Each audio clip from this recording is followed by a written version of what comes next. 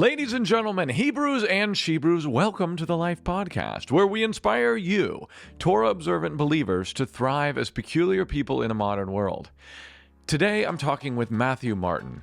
If you've ever seen the movie Sound of Freedom, the city from which the kids are taken is the city in which Matthew Martin and his team have started an aftercare facility to take care of those children. Just exactly like in the film. I'm going to let him tell you all the rest of the story, but we're going to talk about the dire need for all of us who have the truth to be living the most powerful and impactful lives in this world that we possibly can, to be hitting on all cylinders. And so that's what this conversation is going to be about. It's going to be about being a witness, fulfilling the Great Commission, saving kids, and living life to the fullest by being the most competent possible person. Before we get into this episode, here's a quick note from the people that make it possible, Azure Standard. This is one of the largest food distribution companies in America. They are owned by Torah observers, so they have made sure that all of the products in their stores don't have any pork and shellfish or anything else that would go against the Leviticus 11 food laws, which is awesome. Azure Standard also has a new branch called Azure Canning Company. And we use these things for making sauerkraut, for storing dry foods in our kitchen, and also for canning. They have quarts, they have pints, they have half gallons, they have all sorts of sizes. So I love to drink out of them because they're harder to break than almost any other glass, because they're thick and strong. So destroy the ball jars that you have in your closet that are decrepit and disgusting and old, and go to azurestandard.com. Get Azure Canning Company's new, strong, beautiful canning jars. Use code THELIFE15 to get 15% off orders of $100 or more. And that would apply to Azure Standard, just regular dry goods, to the canning company, or to Azure Well line of supplements. It's all great stuff, guys, by great people. Without you guys, we can't spread the word of the Life Podcast. We can't spread the word of the stories of all these people who are doing these wonderful things in the world, and we can't get them more help. So if you love what we're doing and you think it's good, then please do the task of clicking like, share, subscribe, hit the bell, and really tell people about the show. It is the only way that we can get out there. Thank you, patrons. All of the patrons on Patreon who literally support what we're doing. Thank you, guys. You're awesome. You're all awesome. And we talk every month, and I have an awesome time talking with these people. If you want to help support what we're doing, then go to patreon.com/thelifewithluke and do so. We would love to have you. Matthew Martin, welcome to the Life Podcast. Thank you so much for having me. Matthew, off camera, you said that when there is a kid who is being sex trafficked and someone knows them, a family member can pull some strings and gets in connection with a child extraction team or service that can save them, then they go in, they do all the research they have to do to find the kid, they save the kid, they find the kid, and they pull them out. But usually those kids are not alone, and there's a bunch of other kids with them. And you said if those kids don't have a place lined up to go, like a bed to go to, then what happens to them? If there is other children there that are not on that list, then those child simply get left and reported. And so knowing that that exists and that those children out there are in need of what we do is a lot of what is propelling us with urgency to get there. So what do you do? Can you tell us about it? Yeah, so Project E15 does three things, but I would say at our core, the main thing that we do is we are an aftercare program for children that have been rescued out of trafficking. Thankfully, the movie Sound of Freedom came out, which allows us to explain and describe what we do way simpler than it used to be. In the opening scene, it identifies Tegucigalpa, Honduras. And that's our headquarters. We're actually in that city where those children were taken out that were described in the film. And then at the end of the film, you see the children getting to run back to dad. And that was a little bit of Hollywood, because that's not what happens in real life. What happens in real life is they come to us. They come to an aftercare program within their country, or the country that they're getting rescued out of, and an investigation opens up on mom and dad. Did they report them missing? Is the home safe to get back to? Is there negligence involved? Are there people still in the area that would do them harm or want to get rid of them because they're a victim with the testimony? And this, on average, has been taking about 7 to 9 months from the time we receive a child to the time that the child is able to go back home. And so for those 7 to 9 months, what we're doing is we're meeting all of their initial physical needs in response to their initial traumas. So whether that's drug detox, whether that is different kind of psychological treatments and traumas, where we're working with children that have a lot of initial reactions of self-harm, of modeling, and different things that they're just digesting everything that's happened to them, and walking alongside them, not only with the natural emotional, mental stuff, but most importantly, the spiritual, and seeing the healing that's taking place and participating with those children in introducing them to the Father's heart, which is what Project E15 is named after, Ephesians 1:5. And this mystery will say that we think that Scripture reveals that we're all predestined to be adopted. And Central America, much like what's happening in the U.S., is becoming more and more a fatherless nation. And so this description that Scripture portrays, that Yahweh and all of his amazing names, one of my favorites that we see all through Scripture is that he is our Father, that he is a father, and that he is a good father. And so we're in the business of introducing these children to their Father and allowing his Spirit, his heart, to begin the healing process that needs to take place. And it's a miracle every single time. And it's amazing. And being a part of each child's stories on when the government allows them to talk to their parents for the first time, and then when they get to have a meeting off-site for the first time, and then when we get to see them go back home and reintegrate to their family. It's really amazing. You gave some intriguing statistics to me, also off camera. Can you talk a little bit about the scope of the problem of child trafficking? Absolutely. One of the things that came out, and it came out of our president's mouth, and several news stories have picked it up, and other politicians, that they have found since 2020 to, we'll say, the end of 2023, early 2024, there's been 300,000 undocumented children that have crossed our southern border, their northern border, that have been documented to have crossed, that have disappeared and dispersed somewhere in the United States. And that's a sickening statistic. What you find is data shows that the United States is the #1 consumer of child trafficking, which is a sickening statistic. And it's why we're doing what we're doing, because we're realizing that we're a big part of the problem. This country is a big part of the problem. And several different statistics identify that the vast majority of those children that are being trafficked into the U.S. and or the United States going to is Central American children.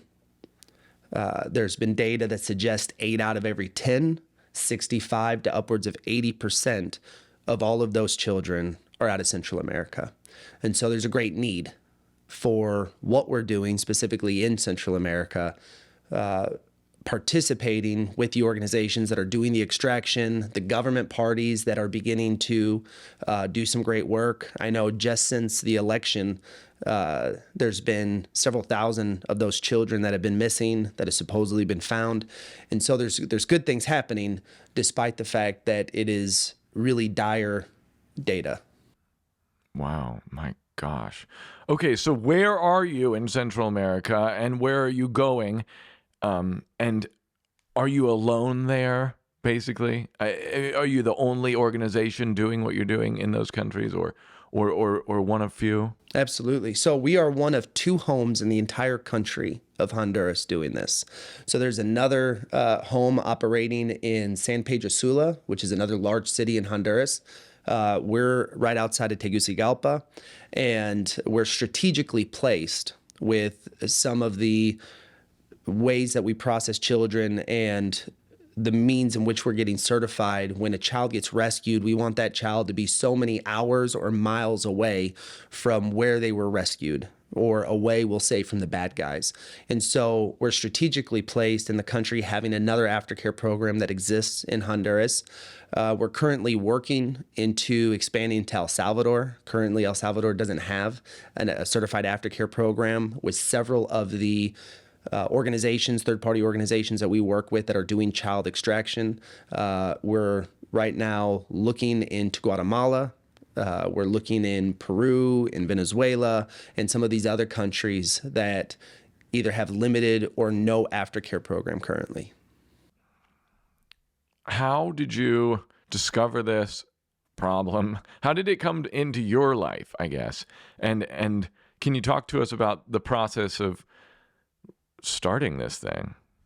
Absolutely. So we've been going to Honduras for a while. Our first time in Honduras was 2015, and we have some dear friends that are down there that continued to get us coming and staying in relationship with them. In 2019, we got a very clear vision to go, and by 2020, in response to that, we came out with a very clear call of really a James 1:27 call for the widow and the orphan. And we began simply exploring through obedience and just doing and being reliant on the Father and knowing that He's going to make a way if we're obedient and walking in that faith, that He was going to figure it out, and we would understand as we go. You know, we didn't need all the answers to be obedient.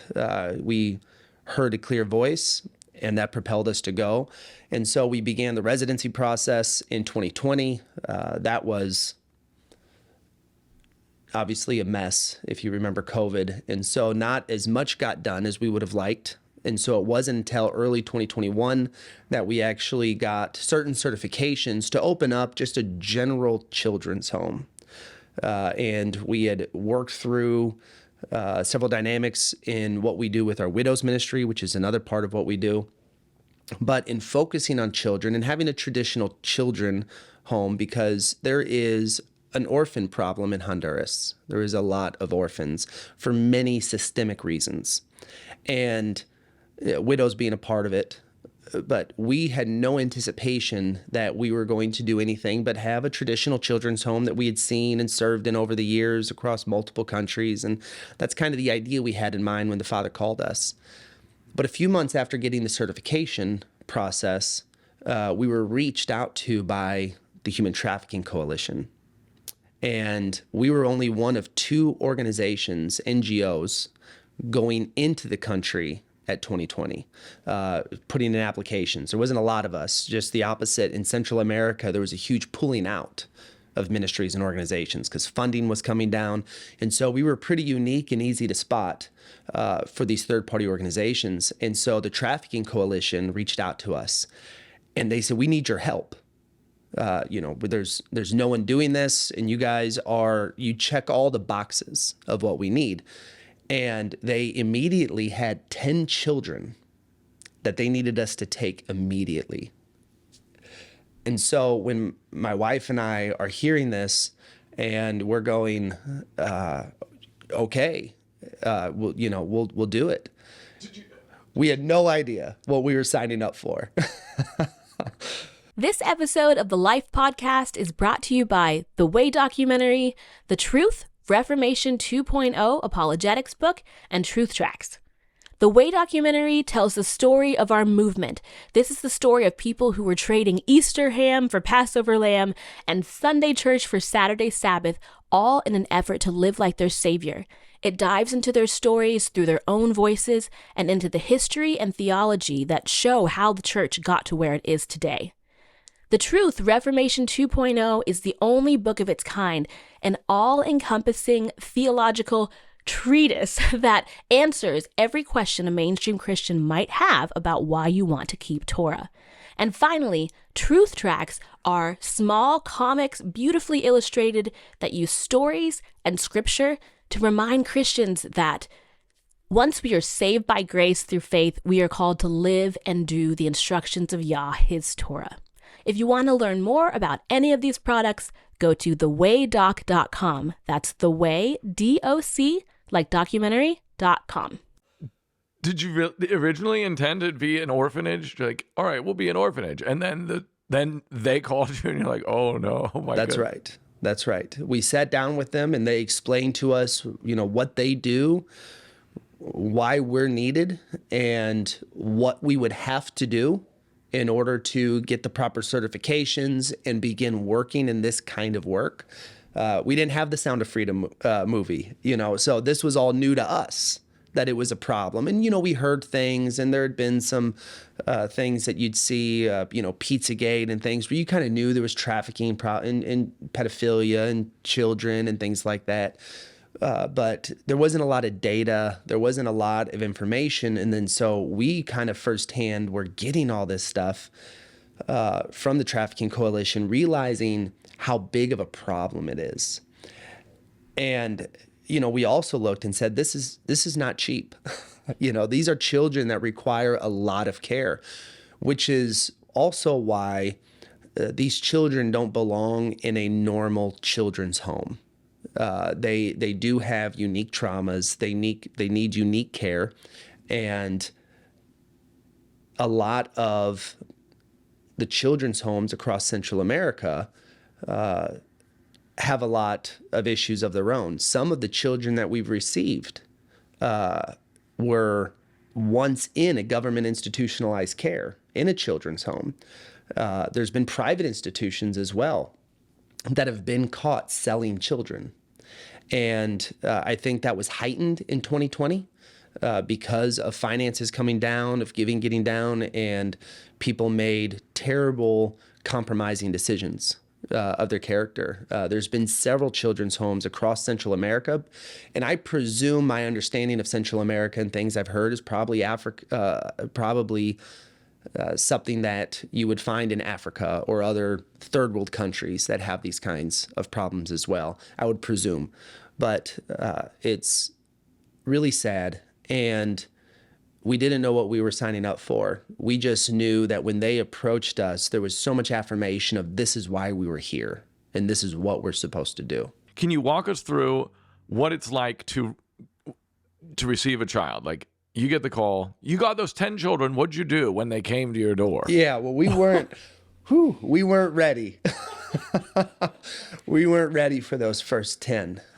And we learned a statistic that has pretty much remained true for the last few years, because we were initially told that these were temporary children, and there was this transitional process of care needed, psychological care, physical care, medical care, etc. And then we're bringing in the spiritual care until they get to go back home. But what we found with those first 10 is that not everybody got to go back home. And 6 of the children from those initial 10 have gotten to go back home, and we still have 4. There is a chance that one of those 4 will be able to go home one day. We have found I think it's a grandmother, and so that may be a possibility, but he'll never go home back to his parents.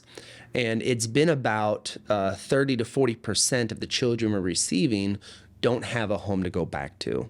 And that's either A, because they were an orphan when it started, and they were in institutionalized care, or they were taken off the street at a very young age, and they were being trafficked and or got sold by a local gang within the country, or brought across state lines and then brought back. Or it's a situation where, mom and dad were part of the cause, or whoever the caregiver was, etc. And so we've had to open up also a permanent children's home, which was part of what we knew we were doing to begin with. Also, we call it Hogar Manasseh, because a child that has been with us a year, 2, 3 years now has very different needs. They need a forever family, and they're past a lot of those traumas, or on the other side of it, to where children just coming out of it have very, very different needs. And so we've kind of split our ministry in what we're doing with children on both sides of it. Well, let's get into some of the details of what this is like. So let's go back to a kid comes to you. What happens? When we first receive a child, the first thing is we get nothing. We get no paperwork. We get very little history. We get some things from maybe a police officer, a notebook, or a notebook piece of paper with chicken scratch on it, very little information. One of the hard parts when we first initially receive a child is it's sometimes several days before we get their paperwork. And that makes it difficult because we just don't know. There's signs that we have to be pretty savvy with on if there's drug detox, if so, what kind of drugs, and what are their, we'll say, things they're going to be prone to doing in response to the things that happen to them. And so one of the things that's really difficult when we first receive a child is we're a little blind in what's happening. And so really from a biblical standpoint, having a team and having people on our team that really have a spirit of discernment, a gifting of discernment to assess the children and get as much information as they can, because children, when we initially receive them, they're still processing. They're not their most competent selves, not their most honest selves, right? They're coming in with a lot of distrust. And so one of the first things that we're doing is trying to build trust with our children. And what's amazing is the other children in the home, and having that permanent care with Hogar Manasseh has been amazing, because our other children have become so much part of building that trust. They're almost the testimony that a child can see, and looking at the other children that have similar testimonies who are looking at how they're interacting with the adults, which is helping the children we initially received build trust a lot faster, which has been amazing. And so at some point, we're getting, within a few days, hopefully, we're getting the story. And in the meantime, in those first few days, there's a lot of testimony that's being taken place. They have an appointment with a psychologist. That psychologist is taking their story. We want to get that as soon as possible. And then a few weeks later, they'll do it again and try to see what are the similarities, what's happening, their recall changes, because every child is also part of a criminal investigation. And so it doesn't surprise us or our team at 2 a.m. there's a knock at the door, and there's police officers or a third-party organization that are catching the bad guys, if you will, and they're waking up the child in the middle of the night, needing them to identify a new witness, somebody that hasn't been part of the story yet, or they're trying to get more information that only that child has. And so we are also part sometimes of active investigations that are taking place, and our children, unfortunately, having to relive some of what's happening until the bad guys get caught. And so there's a lot of medical needs that's happening, to not get too graphic, but several of our children, unfortunately, have different blood diseases that are happening through STDs and things like that, just from the nature of the abuse. We've had children come in that have been surgical candidates because of abuse. And so each child has different needs based on their own story. My wife is amazing. She's a nurse, and spent many years in a hospital. And so I think that the Father really prepared her for some of this, because she spent some time working in the hospital. She loved the ER. She kind of has that personality, blood doesn't scare her, but, she carries each child's burden. And so one of the things that my wife does as soon as we get that file, and then as we start recording their testimony, she'll read it first. because I'm working full time, I'm doing other things as well, and so when we're stateside, and so she'll read it first, and she'll carry that burden of the child, and know what to specifically pray for. She'll lead some people that are walking alongside us in prayer and intercession and things to specifically pray for each child, for their healing, demonic strongholds, things like that. And then she'll tell me, is this something I want to read?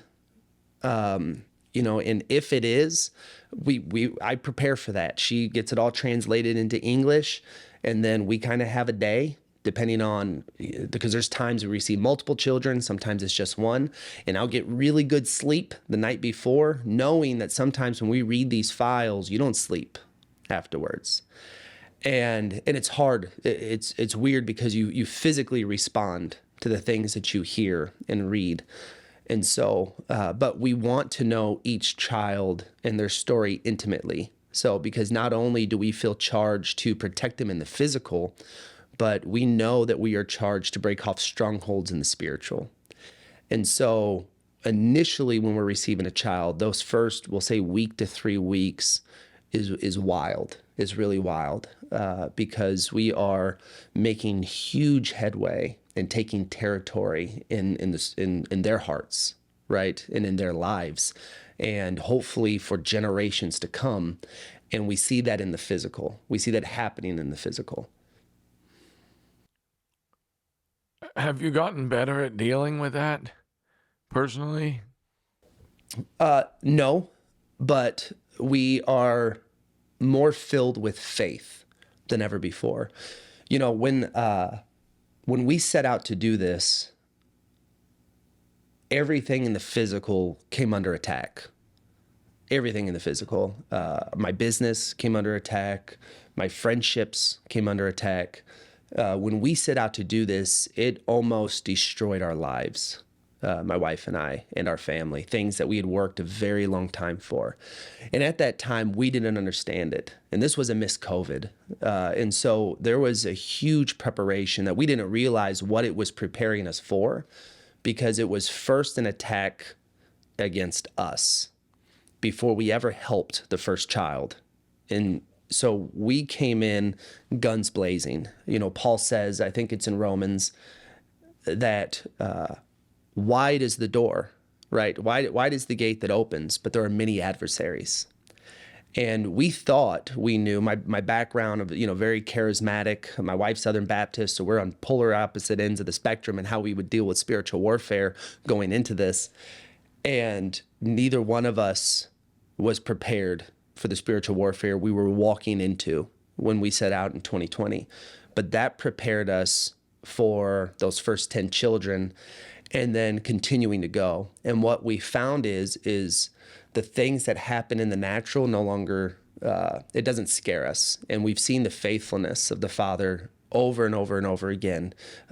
We've seen so many people get sick. Our children get sick. It literally come after us physically, things in our business. There's really nothing that he hasn't gone after at this point. And it doesn't get easier necessarily in dealing with it, except for the fact that we're really seasoned. We're good at it, and it doesn't affect us like it used to. Our marriage is so much stronger. The family dynamics of us with our children are so much stronger. They're as much part of this ministry as we are. The bonds that we have with our team that are down there is so strong. We told them we're almost like in covenant relationship with 7 other people.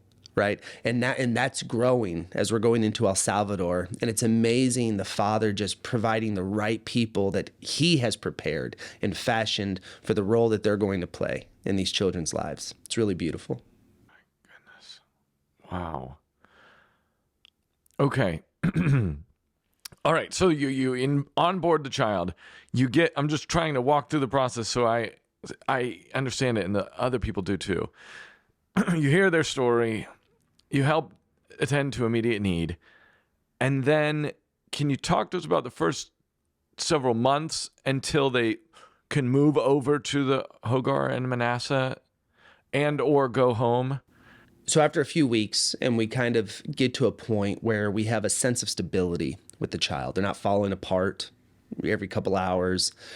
We begin building slow trust with them because unfortunately, every child's process has a lot to do with self-harm and modeling. And that fizzles out, fortunately, over time. Initially, the self-harm is very severe. The potential for it as a child is in some cases getting sober, or at least sober-minded from the trauma. It's hard for them to process now what's happened to them, and feeling thoughts of I'm bad, I've done bad things because bad things have been happened to me, and therefore I'm bad, and feeling this just overwhelming burden that we get to see just the grace of the Father and his mercy lift off their shoulders, and seeing that transition. And that's a process over time. So, sorry, pragmatically, you have to keep them from doing that. Yes. There was a few. I came in, this was earlier this year. We had a young lady, and she later got delivered, which was awesome. But I came in, and the staff kind of had her in a stalemate, and she had broken some glass, and she had a shard of glass sticking in her wrist, threatening that if they moved an inch closer, she was going to jam it in. And that's probably the most extreme example. And I walked in on that, and some of that was also, I think, just the Father's perfect timing, because I was able to disarm the situation alongside the staff and move forward positively. And so self-harm is a huge initial, we'll say, transition that we get past. And we see there's several signs that they are getting past it. The way that they're communicating and things like that, we're able to have certain cues knowing, hey, where this child is. We've identified, their own kind of emotional phases on where they're at, just for our team to operate within each child and kind of understand where each one is. So we're meeting them where they're at in that moment. Modeling is very difficult. So not only do we want them not by themselves, but we don't want them by themselves with other children, right? Because modeling, or them doing to another child the things that have happened to them, is a lot of times their means or attempt to understand, because they don't understand it. I don't understand it. And unfortunately, I think one of the conclusions they get to is you'll never understand it. It's just selfish, disgusting sin in its darkest and most evil form, right? And there is no benefit to understanding it. And so keeping the children safe and within certain parameters the entire time is extremely important. We want to normalize them once they get to a certain point as soon as possible. And that typically is between kind of week 4 and 6. Between week 4 and 6, if school is in session, we get them plugged in a classroom, right, with additional care. And that helps them begin to get a sense of normality. There's, in typically around that time, I think the earliest it's been is probably about 4 to 6 weeks. It's typically closer to 8 to 10 weeks that they get to hear a familiar voice of their parents or whoever they were living with at the time. And that's a double-edged sword. There's a lot of positivity that comes from that, a huge connection, but also a little bit of regression from that, because it hits a timeline for them that relives some of that. And so, but it's also a beautiful moment that we get to walk alongside them. And so if school's not in session, we're plugging them in activities on what we're getting the kids doing, whether it's, soccer teams or, dance things. And we have scheduled events all along the way. We have several beautiful third-party organizations that come, obviously getting them routinely in church, doing worship and prayer nights and youth groups are things that, we're doing. Obviously, we're chaperoning everything, even in the classroom, chaperoning. And so, but we want them to get a sense of normality and routine as fast as possible. Sometime around month 4 to 6, they're allowed a visitation off-site because we don't even want the parents to know where they are. One of the things about our organization is we're very discreet about our location. No one can know. And so we go somewhere off-site and we allow them to meet or have some time with the children. That's obviously chaperoned as well. That's a beautiful moment. And by this time, they're also having weekly calls from that first call. So something they're looking forward to. And then finally, we get to deliver them at the end, right? And so they've been in school, they've gotten some routine, they got a spiritual foundation, they've had immense healing. And one of the things we do is we're really walking alongside victim families. And this is a big need for the Trafficking Coalition because the different governing organizations require the parents and the families to have a certain setup. You know, the child has to have a bed, right? They have to have so many sets of clothes. The house needs to be in order for the government to say this family's allowed to have this child. And unfortunately, not every family in Honduras or in Central America in general, because a lot of these children are far under the poverty line. And so one of the things we do is walk alongside those families and help equip them to meet those certain government check boxes, right? Sometimes it's getting them a bed, several sets of clothing, food, right? And setting them up, and then also giving them tools and equipping them and continuing to walk alongside them because now they have a child who has additional needs that they didn't have before. And that's difficult. And so training up their parents or their guardians or their loved ones and understanding, you know, how the relationship is best, most positively going to move on from there. And we stay in relationship as best we can as those parents or guardians will allow to also check in. The Trafficking Coalition has a segment and arm that does a really good job of that as well. And so we do 3 huge donation drives every year, knowing that a big part of what we want to do in supporting these children is supporting the families that they're also going back into. Okay, so off camera, you talked about how you can't disclose the location, and maybe you talked about a story of why that is. Can you tell us about people trying to come there and get the kids back? Yeah, oof. Yeah, we received a couple young boys, are actually brothers, and they were being trafficked by a local gang. And we had to break the rule a little bit because the other children's home that provides aftercare is full, and we're almost full, which is why we're building a second home on the property. We're currently in process of getting everything together to do that because we're receiving more children that are coming in and faster than children are going back home. And so we received these 2 brothers, and they were local. We received them out of the city.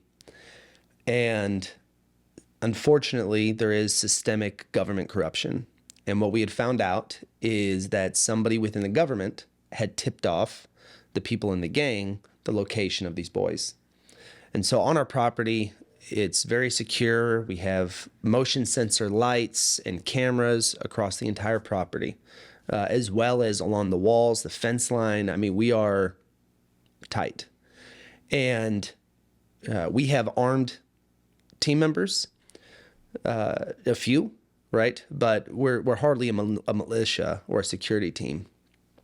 And 3 masked men found out our location and broke in, climbed the walls. Fortunately, it was at night and our spotlights lit up, and it spooked them. And we got it all on camera. It spooked them. Just like in the United States, you call the police, it's a while. And I would say worse than the United States. You know, they come maybe an hour and a half later, 2 hours later. So, and we barely get police because we're right on the edge of the city. And so you'll find that in third world countries, you know, government operates to extent that it can afford, which is pretty much just the major cities. And so we got tipped off. We immediately hired a paid security company. For months afterwards, we had a small army, 24/7 on the property, knowing that they knew where they were at. And so we talked to the boys, and they told us a little bit more about their story, because this happened very quickly after we got them. We hadn't had all of their paperwork coming in, so we got some more testimony from them, and finding out that they were pretty deep. They were very involved in terms of being trafficked. They had been around a while, the abuse, and so they'd seen a lot. They knew a lot. And these guys don't want that testimony out. And so that was a really scary moment, but also sobering in knowing that, what we do has those kinds of consequences. And I love what took place afterwards. My wife and I got the call that everything had taken place, and we made the decision to get the 24/7 security.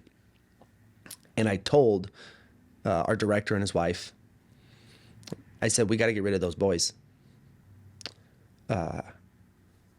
We're not safe, and they're not safe. We need to send them to another home. And I understand that the other aftercare is filled.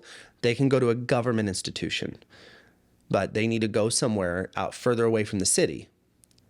And this is their response to what I said. They said, Matt, with all due respect, it was a government person that had tipped off the gang. Those boys are not safe anywhere they go, and they're going to be safest with us. We need to keep them. And these are people that I was afraid on their behalf, because gangs in Central America are real, and they're equipped, and it's systemic, and they're powerful, right? But they had so much faith, and they had no fear. And, seeing the footage, getting the videos of these guys coming in, knowing that, man. But several months went by. We had no other issues. We got regular police visits. The boys were able to go through the system, move on, and we're good. We're good. And so, and I learned a further lesson in faith from our team down there. Wow, man. So, okay, can you talk a little bit about the government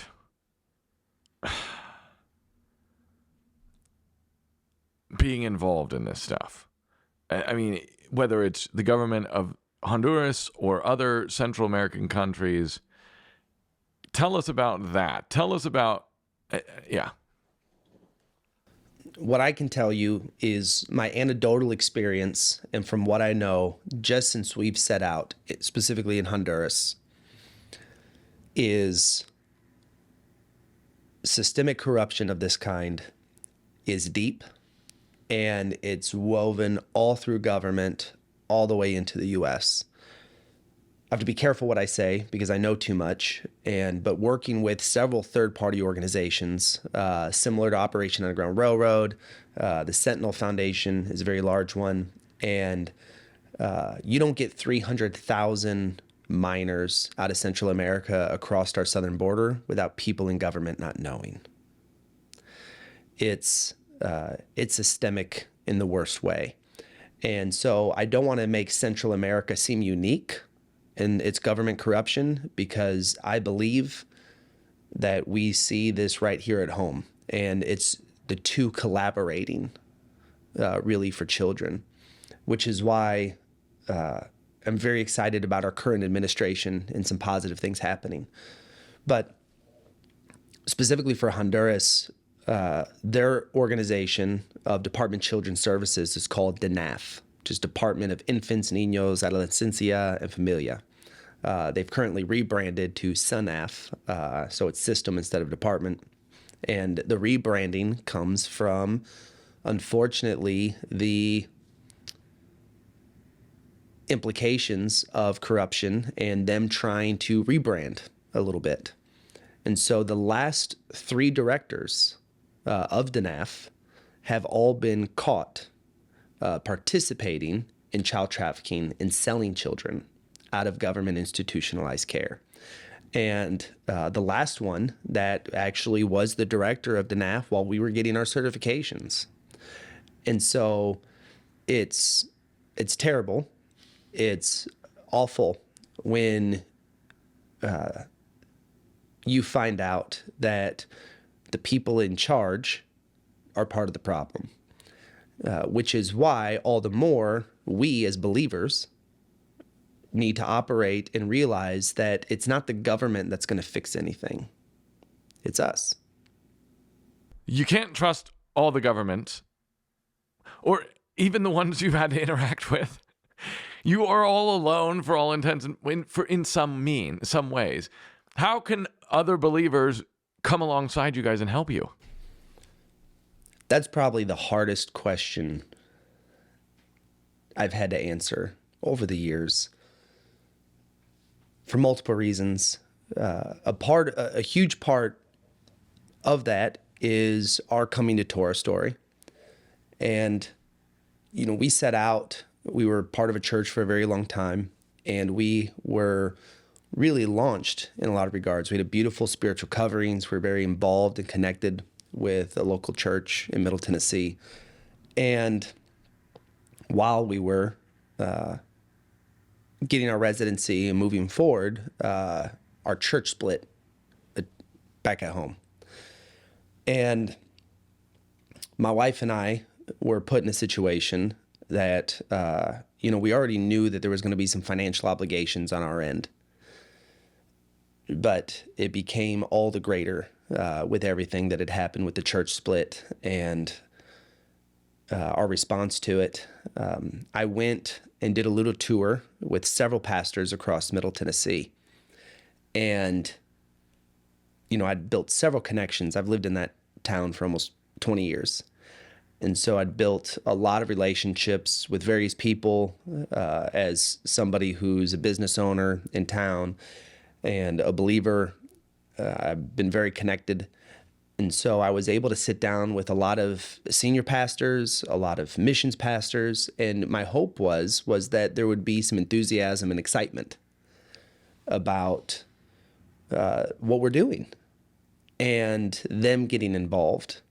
But I was actually met with the opposite. Now, some of this it's the aftermath of COVID. I think a lot of the churches in the United States were licking their wounds. And I already knew that there was a huge pulling out of ministries in 2020, because if you're a church in the United States and people aren't coming for normal service, which means giving is down, and churches were having to cut their budget. And if I'm a church in the United States, I'm going, well, the first thing I'm cutting from my budget is international ministry. And while I'm kind of just using that as a potential, because I don't know, I don't have a church, right? What I did see is a lot of money getting pulled out of some really beautiful ministries out of Central America. And I presume that's the reason. That's the dots that I've connected. And then sitting down with several pastors across Middle Tennessee, I was met with really weird dynamics. One of those dynamics was they would fund with conditions, and they were very concerned with my affiliations, what other ministries or churches were involved. It was very political. And that really broke my heart. I had what I called a Monty Python moment, where if you've seen The Holy Grail, and I probably got this one the most, where we start talking about doing, the ministry that we're doing across Central America, and the church says, we already got one. And I say, okay. And so because they already have one, they don't need another. And I understand that. I can wrap my head around that. And so my wife and I here, we're getting launched. We're in this moment of working with the coalition and these 10 kids. And we made the biggest financial commitment of our life, right, going. And we have poured everything we have, right, into this. and it's been awesome. It's been worth it. It's been good. And there's been a few deficits where we've needed more people to come alongside us, if not financially, in other ways. And initially, it was a deficit. The Father's been providing as we need it. And so we've been walking by faith a lot, because we've also gotten to the point, in order to expand, is beyond our financial means. We've already gone all in. And I don't think a lot of people can say that about a lot of things. We've gone all in. And, but we're also moving forward in faith, knowing that the Father's going to fill in those gaps. And so the three things that we really ask people to do, A, is to come. And there's so much work to do. Not everybody is allowed on site. I can't just hire construction crews, right? Not everyone is allowed. We have certain policies in place. We have certain restrictions in place. If we're going to get stuff done, it's because people are coming. And so one of the best ways people can help is to come. It's huge encouraging for our kids, for our team. It uplifts their spirit. It incentivizes them and encourages them to learn English and want to improve their lives and believe in themselves that there's people who love them enough to come. It's a wonderful moment. So we love to bring people down there with us, to see it, to participate, and to roll their sleeves up and do some really amazing ministry, not only within the home, but also outside the home. The second thing is, if people can't come, then, are you willing to help us sponsor a child? Are you willing to help sponsor our build project, to build a second home? And or as we're launching in El Salvador, in March, we're going to start campaigning, fundraising for the home in El Salvador as we get that off the ground. And so that's obviously a huge opportunity. Intercession and prayer is huge. I think that covers everything. The more people we can get specifically praying, we have found has made a meaningful difference. There is nothing the Father has revealed to me more clear in spiritual warfare than the power of prayer. Intentional, specific prayer. And so the more prayer warriors we can get walking alongside us has been absolutely huge. And then third is sponsoring and helping us with the donation drive. And so when 2020, we saw so many of these beautiful ministries pulling out, not only for ourselves, something that really helps our kids go to school. We really don't know. Every child is unexpected. Their age, their size. Sometimes we're getting multiple at a time. Sometimes they're coming with babies and or pregnant and about to pop.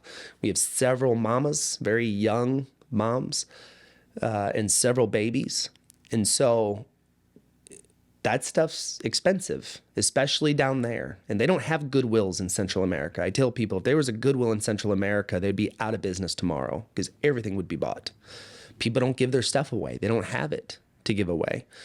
And with some of these ministries that we're also walking alongside that are working with families in the dump and or homeless ministries, we are clothing hundreds of babies, not only in Honduras, but also now participating in El Salvador. Last year, we shipped just over 18,000 pounds of clothes and shoes and school supplies. And we're not asking for brand new stuff, right? You can go to Goodwill. We want your leftover. We say, don't give it to Goodwill, give it to us. And you could be the difference on whether or not a child gets to go home out of our aftercare program and setting up those parents. It's the difference of whether or not those children get to go to school, because you don't get to go to school looking like you're off the street. You have to have nice clothes. You have to have a specific uniform. You have to have a backpack. You have to have notebook and pencils. The government doesn't provide that. You have to provide it or they don't let you come to class. It's really wild. And so we are the difference on whether or not so many children are even able to go to school. And that's something that we take extremely serious and something that we're really is at the forefront of our mind every year, knowing that the need in our outreach is growing. And I'm going, man, what other congregations, what other communities are out there that we can put together to sponsor a donation drive, right? And in America, we're pack rats. We got so much stuff, we just need to clean out the closet. And so there's a lot that we have that makes a meaningful difference down there with people that are at that level of poverty. Okay, so to recap those things, one, people can go down there and volunteer with you guys, meet the kids, and help do any construction or other outreach you're doing there. Two, they can donate. They can fund you guys, because you didn't go into detail on this, but off camera you told me basically you guys are funding the majority of this, 80% right now, because you have a successful business, and that's insane. Good job. But that fell into your lap because the church you were going to pulled out their support after you'd committed everything already, and you already had money and time and committed, and the children waiting for your help. Is this right? I mean, it's insane, man. Okay. And then 3 is donating clothing and other things. And we will list this below, because I want to know all the items so people will donate them. We have stuff we can donate, and we will. So instead of putting it in the box outside of your supermarket, you could donate it to kids who it may mean that they can go to school or not, which may mean that they can stay in their home or not, or go home or not. That's right. I remember one of my first times in Honduras. I'd been to Mexico several times previously, and every Central American country is a little different. But one of the things that I made was unique about Honduras, and a Honduran had asked me while I was there, because my wife and I's first trip there was for my best friend's wedding, and so we made a trip of it. We were there for a couple weeks, and one of the Hondurans says, what do you think? What do you think of my country? And I said, well, it is unique. It's different than some of other Central America that I've seen. And I said, why do you have so many naked babies? That's what I asked. Because I had seen so many naked babies, these little kids, and all they're wearing is a shirt. They were not wearing pants. They're not wearing a diaper. They're not even wearing shoes, just a shirt. And why? And because I'm thinking, even if they can get a shirt, can't they get pants? And what they explained to me is they said, clothes are hard to come by. You can't get used clothes here. And, people wear them then until they're gone. And unfortunately, there's a lot of orphan children and or just homeless children. And they not only don't have a means to replace their clothing, but they find they don't want to soil themselves or other things and keep it on their bodies. They'd rather walk around naked. And I remember telling my wife, I'm like, we got to figure out how to clothe these babies. We got to figure out how to get these kids shoes. We got to figure out how to get them clothes. And at the same time, figuring out how do we get them off the street in the first place. And it's heartbreaking. Some of the things that you see and you witness, it rocks your world. And it changes you. And I think it should. I think it should change you. Because you begin to change the way you think about everything in response to what you know and experience there, which is one of the most amazing things that can happen when people come. I hear people say all the time, maybe they go on a mission trip and they say, man, I got way more out of that than I felt like I gave. And I say, well, that's great. Why did you stop? Why did you stop going? Did you check a box? Because that's for a short-term mission trip. That's what it is for a lot of people. I checked a box. I did that. Instead of going, what does the Father have for me to do? And my wife says that there are a lot of believers, but there's a lot less followers. And when my wife and I kind of had the rug pulled out from under us, with our congregation and our spiritual community, which is all by design. I don't look back at that and get sorrowful, just the opposite. I go, I know exactly what you are doing. So good. He is so faithful. And what my wife and I realized in that moment is we're not unique. We're not uniquely called. Our story's unique, but that doesn't make us unique. We're uniquely obedient in the fact that we actually did it. We listened and we did it, right? In Hebrew, it's the Shema. We shemad. We heard and we obeyed. And I encourage more people to just do that, to get out of the way that you're thinking, to get out of Babylon and do. A lot of people in this movement that I credit much to you, by the way. I love the work that you're doing. They get to a point where they try to transition themselves out of Babylon. That's how I like to describe it. Let's get out of the norm of the world. But the truth is they really don't do it. And I don't know if they're doing it correctly, quite honestly, because Scripture says you work 6 days a week. Are you working 6 days a week or are you working 40 hours? Because that's Babylon. Babylon says 40 hours, Monday through Friday, 9 to 5. Scripture says 6 days. And if you're not working 6 days, then how are you multiplying? Because I had a conviction of going, I got to get to work. And while I may not be working 6 days on my business, I may not be working 6 days for a salary, but I'm working every additional hour I have in expanding the kingdom that the Father gives me, that he allows me to. I'm at work. When he comes, he's going to see me working, unless it's Sabbath, right? He's going to see me working. And there's people from the outside and they go, man, I don't know how you do this. I go, well, you just do it, right? It's every night. It's when I get off work. It's sometimes in the middle of the day. It's on a lunch break. I'm the amount of hours we spend scrolling, the amount of hours we're watching TV or we're plugged into sports or a sitcom, are hours we should be expanding the kingdom. And that's scriptural. That's leaving Babylon. When I think of New Babylon, and I go back to what does Babylon look like, and I look at guys like Daniel in Scripture who didn't try to escape.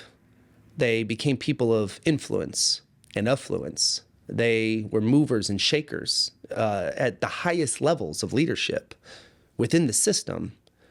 They were people who were so bold to resist what Babylon was doing spiritually while coexisting, being a beacon of light for that era, for that culture, not escaping out into the shadows and getting into self-preservation mode, but getting to a point and saying, I'm going to give everything. I'm going to give all of it unto death. And so what changed my entire family was it's not Matt, it's not me, it's not a team in Honduras, it's all of us working 6 days a week in every effort we have to do something meaningful in expanding and building his kingdom and not our kingdom, right? His kingdom. And I think that the more people who have been coming alongside of us and coming down and seeing that has been one of the most convicting things in the world. And it's not just that we're doing a good work, it's what we're doing, how we're doing it, the passion in which we're doing it, and simply just living a calling and being uniquely obedient. And so that's the ask that I think more than anything, when you say, how can people help? It's get to work. And if it's not with us, it's in general, because the need is overwhelming. And we're a very, very small part in the big picture. And it's a fight that we're losing, right? We're losing this fight. And that's a hard thing for people to hear, that the enemy is winning. If we look at our nation, if we look at the United States, the enemy is winning. There is more fatherless homes. There is more pornography. There is more people leaving the church than coming into it. And we either have to confront that and realize we're doing something wrong, which is one of the most beautiful things about the Father lifting our veil and seeing that, is we had to look up and realize, hey, what we've been doing as a church for all these years is failing. The United States is not getting more Christian based on our Western Christmas, Easter way of doing things. It's not getting better, it's getting worse. And so either God's not real and the Bible's not real and the gates of hell will prevail, or we're doing something wrong. And that was a huge part of the revelation of having our veil lifted and getting into biblical feasts and walking out his word and his ways and going, I get it, right? And we are gaining territory and doors are opening and then we're winning. But how we win as a movement to come up against the gates of hell is we get to work and we shema and we don't hide and run for the hills and self-preserve and prep. And I'm not saying there's not wisdom in those things, but we get to work and we find out how are we uniquely called, and then we're uniquely obedient to that, realizing that we have a Father to answer to. We have a Master to answer to. Because what haunts me at night is the children that we started this conversation with and who are getting left because I'm not there. And that's a burden that I should be sharing with brothers. You know, I shouldn't be the only one being kept up at night. That there's children out there, that there's 300,000 children in the United States out of Central America. That should keep many people who have the heart of the Father awake at night and propel them to a kind of obedience and figuring it out. How do I do more? What can I do? What am I being called to do? And it's not catch up on the latest sitcom. You know, it's not make sure you catch the Super Bowl, right? And play your fantasy league. And I'm not trying to just diminish people who are doing those things. Those are fun things, and I'm not saying that that's a terrible thing to do. I don't find the time for it because I have a lot to do, which also makes rest far more meaningful.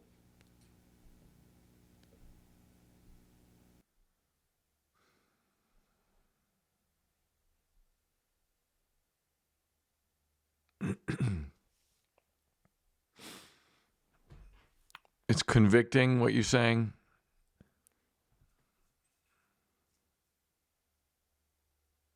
For me, and I hope for everyone watching, because I think I start to realize the older I get, maybe, or maybe the more mature I get in the word, that if we don't do things, they don't happen. If specifically you, specifically the people watching, the people who know the truth and who know the word and who love Yeshua, if they don't do things, the things will not happen. I always, as a kid, I think this may be some of the transition from thinking like a child to thinking like a man. I think as a child, everyone's doing everything for you. And you just, that's the world. Food comes in, I eat it. My mom teaches me because I was homeschooled, so we learn. But then when you start to become an adult, you realize, okay, things don't just happen magically out in the world. And even these organizations like what you're running, they don't just, there's not magic funding that comes in from the government. Sometimes the government is actually actively fighting against you, thwarting you. So the realization that this is our responsibility. This is our burden to bear, or else no one does it. The fact that we are the hands and the feet of Yeshua, meaning we have to do the work that he will do when he returns. Now, that can seem overwhelming, but then it also, once you get on the other side of that, it's the most encouraging and motivating thing on earth. And so it seems like it's motivating you to be working all the time, like 6 days a week, first job, then this, and just get it done. That sounds like Matt must be a workaholic. But the truth is I spend more time with my family than I ever have when we started this. I spend more time with my children, more time with my wife. Our marriage is stronger than ever because we're actually working together. So much of my life used to be separate, and I compartmentalized, and I'd get home and I'd have to kind of close one door and then open another. And it was kind of a fruitless door. We had all the same conversations around the dinner table and how was your day and, kind of what happened and the things going on. And, then everybody kind of disperses and watches their TV or plays with their friends or, whatever that is around the house. And that's not what our house looks like anymore. We're talking about what the Father's doing in our ministry. We're talking about what's happening, and what we need to be praying for, what we need to be doing together as a family, what we need to prepare our hearts for before we go, or ways that they can help, because they are active components of sorting donations, packing stuff, going with us. They are working, our children. And it's amazing to see what the Father has taught them, that I'm looking back and going, I don't remember sharing that lesson, but they learned it in the doing, right? And it's not about works. I don't think I'm like earning my salvation doing this, but it was the revelation that really came across beautifully in your video, The Way. There was a gentleman, and he said it, that as the Father lifted his veil, he said, why me? And I had a why me moment. And my why me moment had the realization that starting with Abraham, right? Abraham's blessing was not for him. He was blessed so that he would be a blessing. Our veils were lifted. Our callings are unique so that. And if you're not operating your so that, then you're not answering your why, which is the most important question that we have to answer in the natural and also the spiritual, is why you? Why were you wonderfully and uniquely made? And what does he have you to bless for the blessing that he's given you? Something I tell my sons all the time because they're at a very selfish age. I always say, it's not about you. It's not about you. Got to give that up. Got to die to that. It's not about you. Unfortunately, we still have to tell that to adults, right? It's not about you. Because if your life is about you, then you're not where you need to be, right? Yeah. It's got to be about something else.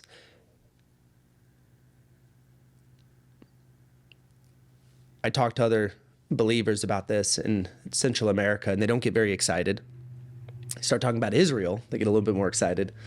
And the Father immediately just takes me to Jonah. And this idea of going, what about that 120,000 in Nineveh, Jonah?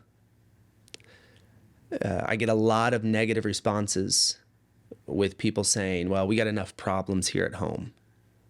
I go, children in Central America are the problem at home. And their blood is on our hands. In the same way abortion is on our hands in this land. That is the sins of this country.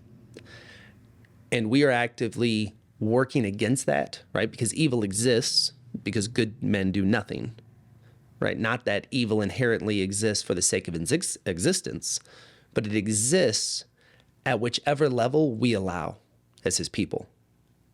And we've allowed too much. And he has a lot of work for us to do And when we hear 300,000 children, when we hear the statistics of abortion, when we hear the amount of fatherless across the globe, we've allowed too much. We've allowed too much, and we got to get to work. These big numbers, I think, sometimes get lost. That's what was so powerful about The Sound of Freedom, where it's the story of like one or two kids, and you follow it. But then thinking how that, it's like 10 of the closest city that we have here in Ohio, their whole population having that same story, that same horror happen to them. That's what's going on. It's crazy. It's crazy, man. And so I thought about saving this for later, but I think we should get into it because I don't want us to forget. We talked also about like the cause of this. What is driving the desire, this evil and perverse desire to do horrible things to children here in America?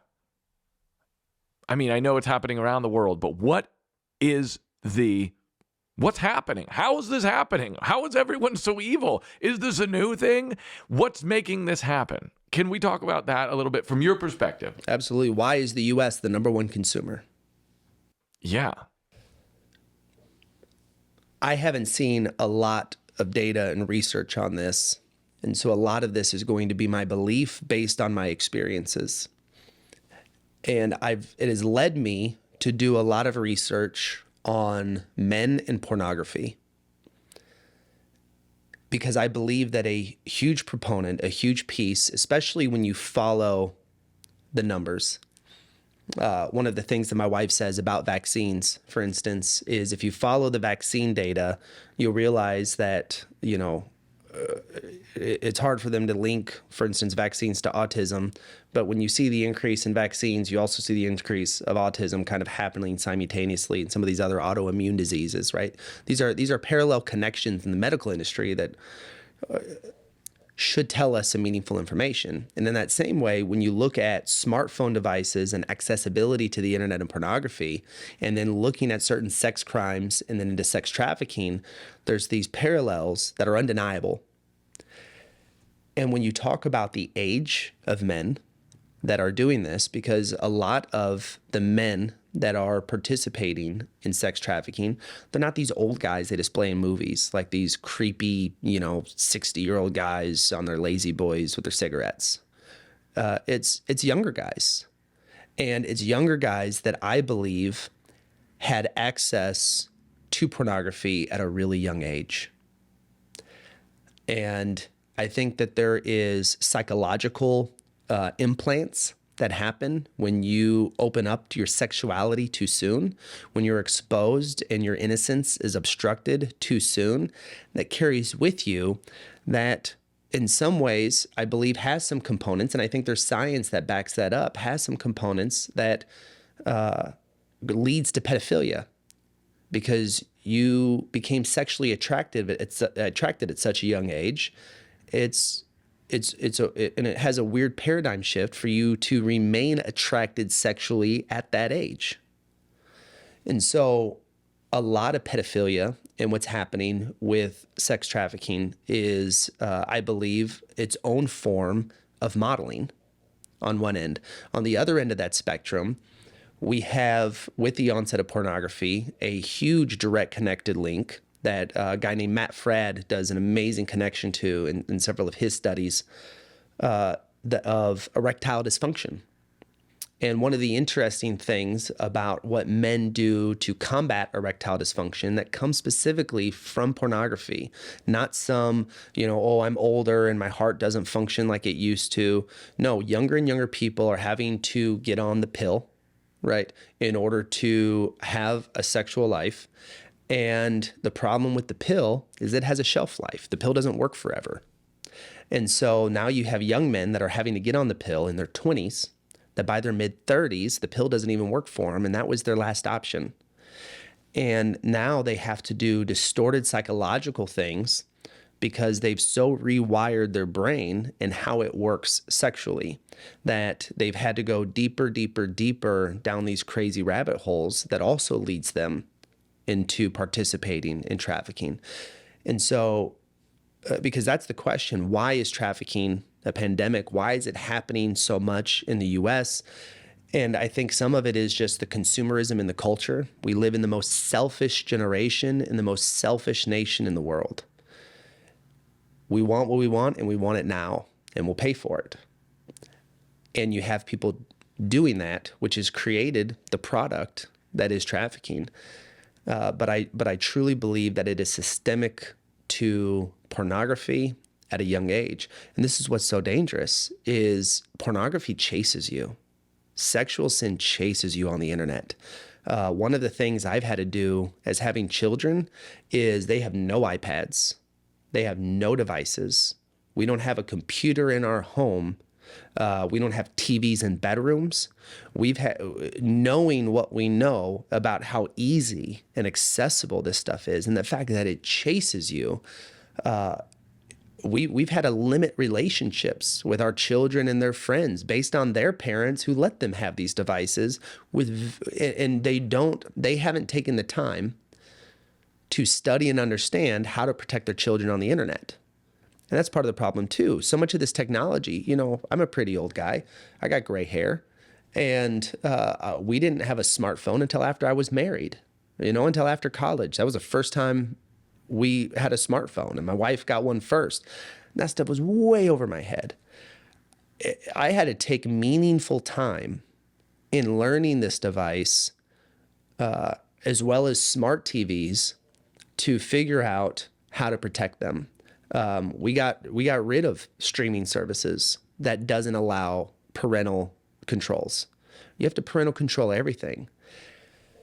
And it's sad because it's so clear that the enemy knows this, which is why they are trying to introduce sexuality at the youngest age possible.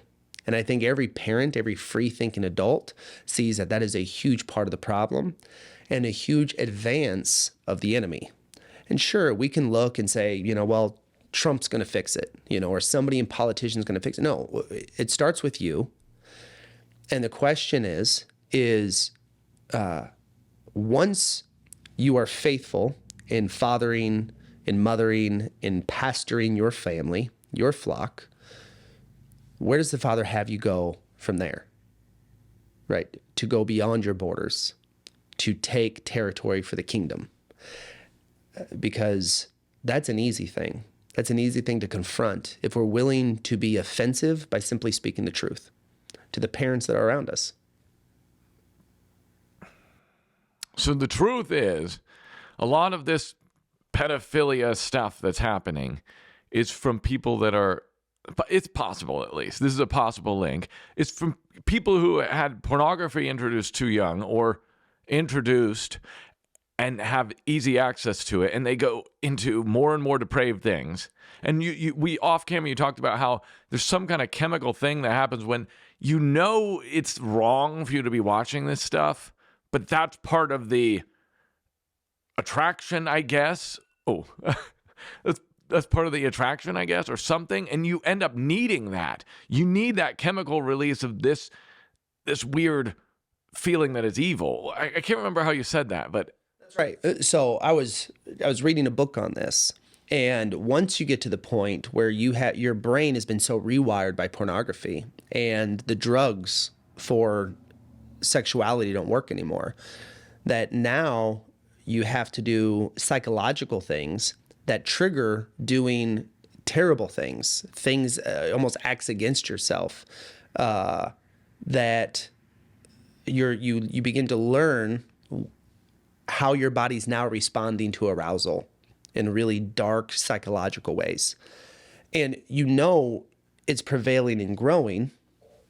At the same rate, pornography has been growing amongst young men that were there for the internet, right? That were born 2003 to 2013, okay?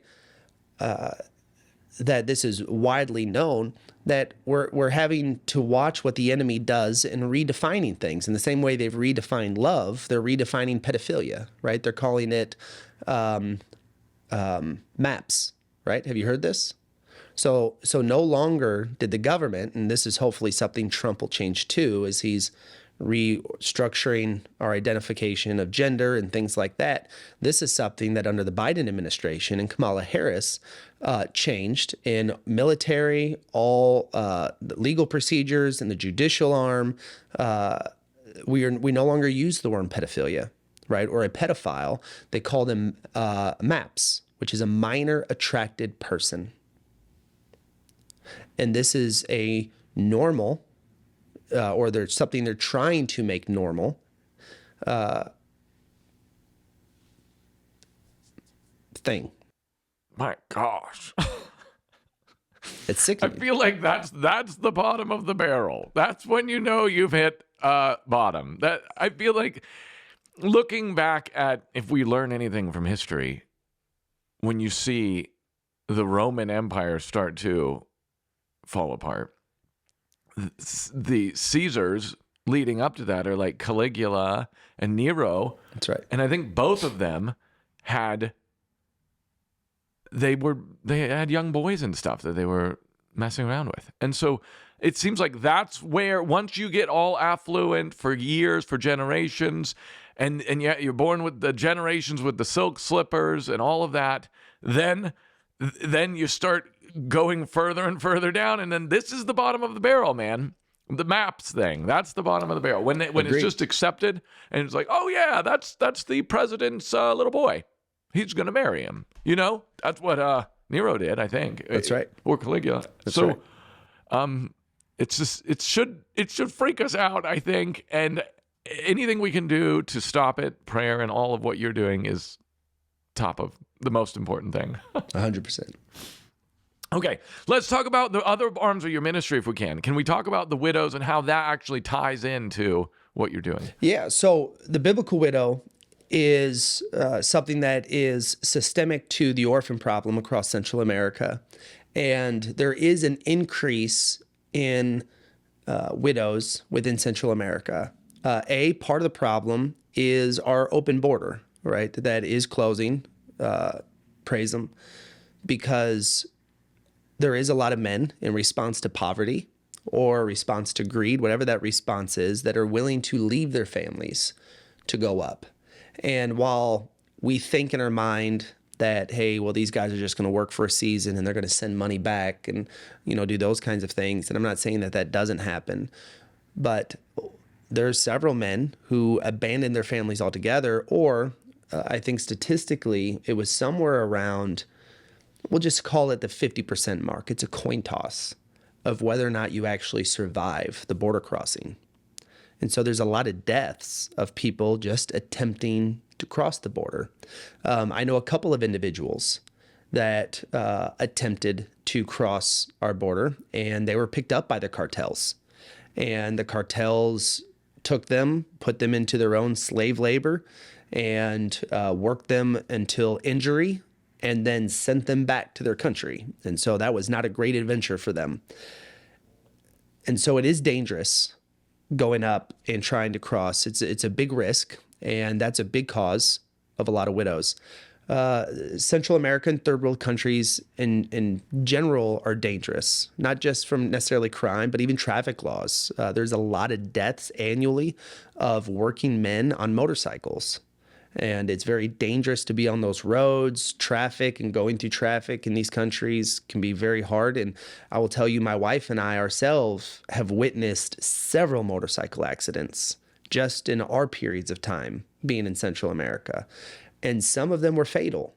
And several of them were so close, I'm getting out of the car and helping. And I have an example of that. My wife has an example. We were just eating, and a guy gets hit by a car on a motorcycle. And next thing you know, my wife is, medical superhero, getting this guy bandaged up and get him on an ambulance. And so there's a lot of deaths, unfortunately. And when a woman becomes a widow and she has children and she doesn't have a support system, which within poverty and we'll say normality within these cultures, there's a lot of these women that don't have a support system, or people who have the means to help that are around them within their family, and they were barely making it before, has to make a choice. Do they keep the children, or do they keep the house? A lot of Central America is political socially, and with socialized type programs, socialized education.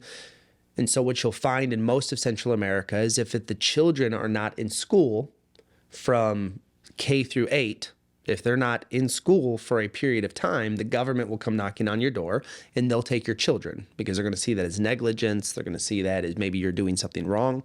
And so there's a huge pressure of parents to keep their kids in the system, or the government will come knocking. But when the man gets out of the picture, she has to decide, how do I go to work and keep the kids in the system?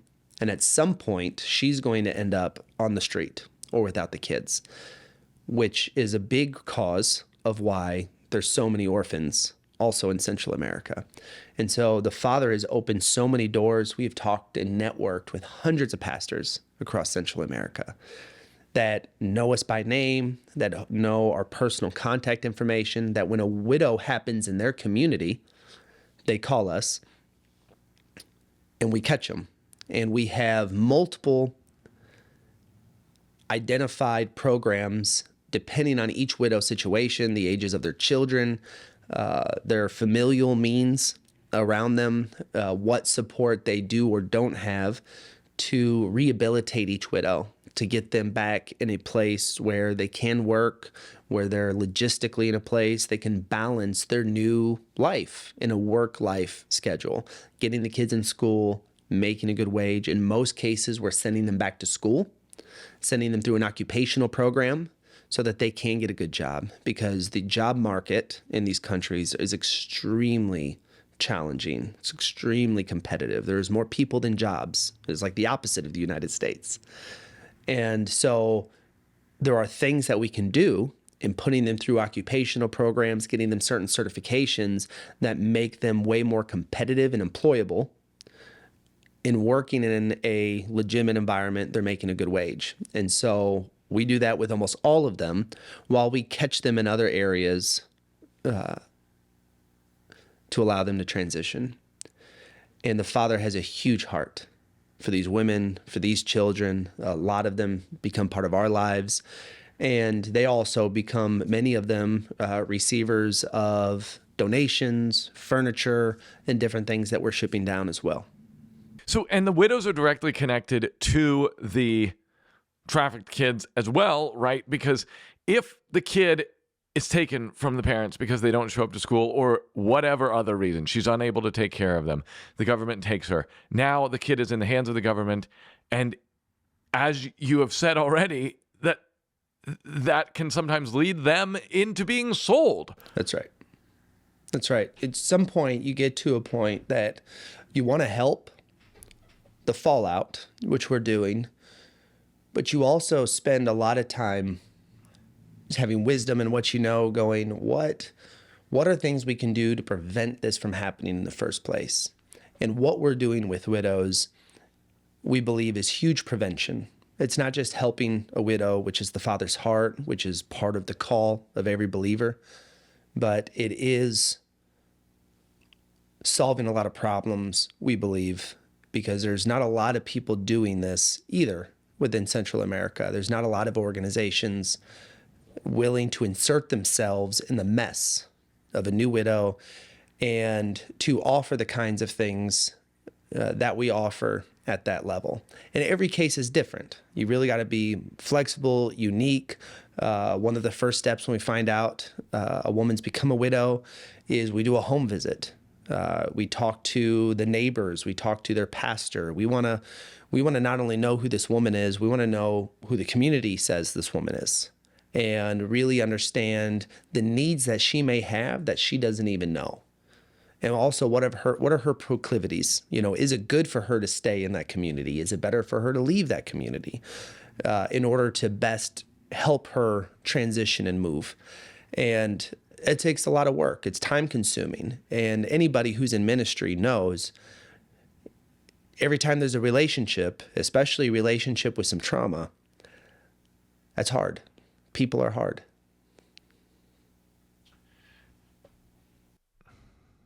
There's so much more to talk about with what you're doing there. I know people are also interested in, well, the third branch of your ministry and how you came to Torah. Because can you talk about the third branch of what you guys are doing, discipleship? And We have an amazing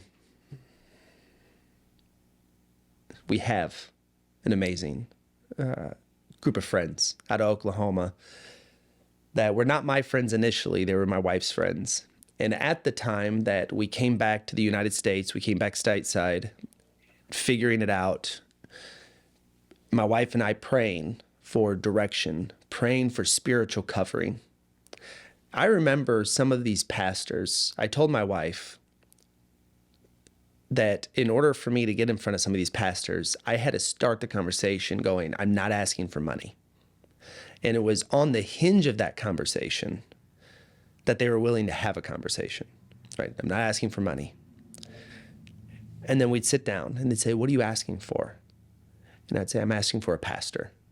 I'm asking for a community of believers. Will you adopt us?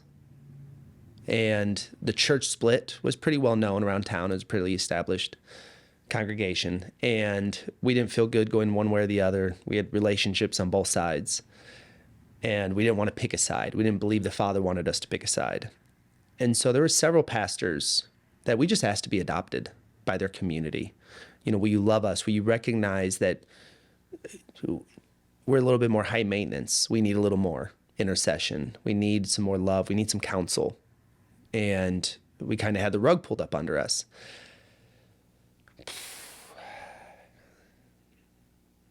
It's not productive to talk about all of those conversations, but we got a call. My wife received a call because our friends had saw something that we put on our Facebook page.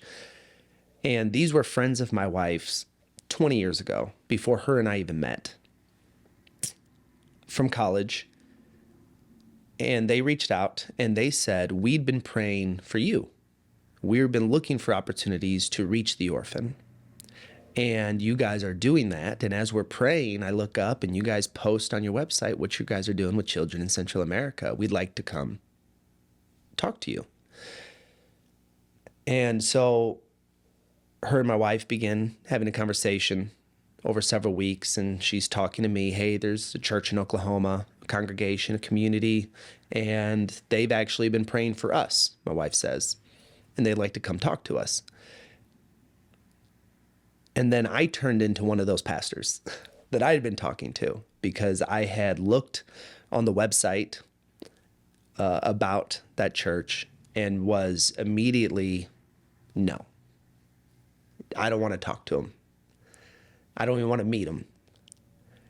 And my wife said, I can't believe, that you'd say that. We've literally been praying for a community, for a pastor, for a covering, for a spiritual covering that we've lost. And you've been knocking on all these doors, and everyone is just shutting the door on you. And then one shows up to our doorstep, wants to show up to our doorstep, and you're going to tell them no.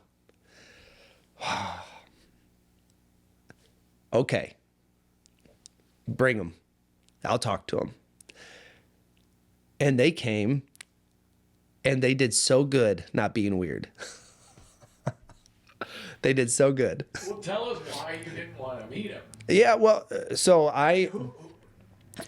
Because you mainstream Christian at the time. That's right. And they were Torah, right? Exactly. Okay. Exactly. So I'm mainstream. And my wife and I mentioned earlier, I grew up charismatic, Assembly of God, and I have a Bible degree. Very deep doctrine. I don't know if you've heard of Master's Commission, which is in the Assembly of God. It's a couple-year program with, again, doing ministry, deep doctrinal beliefs. And my wife, on the other end of that spectrum, has deep doctrinal beliefs from her Southern Baptist background, but not the level of depth and study. And she had a lot less to unlearn. And so I'm very interested. And, I was so gracious in the churches that I was talking to, because I'm talking to Baptist churches, I'm talking to other denominational churches that are not aligned with me. And what was wild is while that was true, while there's so many things I was willing to overcome doctrinally, when I read about this church doing Torah and Sabbathing, it actually made me angry. I was offended with not even having met these people. And thinking back, looking back at all these other churches I was talking to, so doctrinally different, but they're doing Sundays. They're not doing Torah, right? And so there was more similarities, it seemed. And I'm just being honest, that was my knee-jerk reaction. I didn't like it. And they came, and they were so gracious, our friends. They were so gracious. Her friends at the time, my acquaintances at the time, all friends now. And there was a few months leading up to that conversation, as well as my wife rekindling her relationship with her friend, that I know her friend was really working on stuff, working on the Sabbath, working on some Torah things, and throwing some things, challenging my wife in her walk and how she's walking. And so by this visit, my wife had already done some things that got under my skin. Like she didn't want to buy bacon anymore. And she was kind of Sabbathing on her own. And these were things that were aggravating, you know. And we were going to a Sunday church intermittently that we just found, kind of a local evangelical. And they even came with us to the Sunday church. And we had amazing time with them, getting to talk to them. They didn't talk about anything doctrinally. They talked about what we were doing, what the vision that the Father had put in our hearts, and where we were going with things. So they visited you guys. They went to the church with you. They were just talking about what you were doing. And so they didn't focus on doctrinal things. They wanted to talk about our vision for Honduras, what the Father had put in our hearts, and where we were going and how we saw things. They're so gracious. And they invited us to come see them at their congregation. And so we came. It probably would have been a couple months later, but we stayed in contact. They continued to connect with us, encourage us, pray for us, find ways that they can assist us. It was incredible. I mean, they were just on board to love us, to walk alongside us. And that definitely captured my heart for them and what they're doing, and going, well, you know, they're real and they're about it. And during this, she continued to disciple my wife, is the way I'd call it, and talk through some things. And so my wife knew some of my hot buttons, but she picked the Sabbath, my wife did, on where she was going to start in confronting some things. And we did. We had a wonderful bout on the Sabbath, and she brought up some really good points, some really meaningful scripture and positions that I was not prepared for, because I was definitely the spiritual leader in our house. I was the one that had a lot more depth and knowledge and indoctrination. It's good that you were the spiritual leader, though. That's healthy. That's right, 100%. Yeah. And it was really impressive how she formed the argument, the position, how she challenged me with grace and love, but also truth that I had to confront and battle. And in doing so, had a really hard time coming against it and proving her positions wrong. And not only proving her positions wrong, but really seeing some of the implications that I had missed in where I landed on the Sabbath.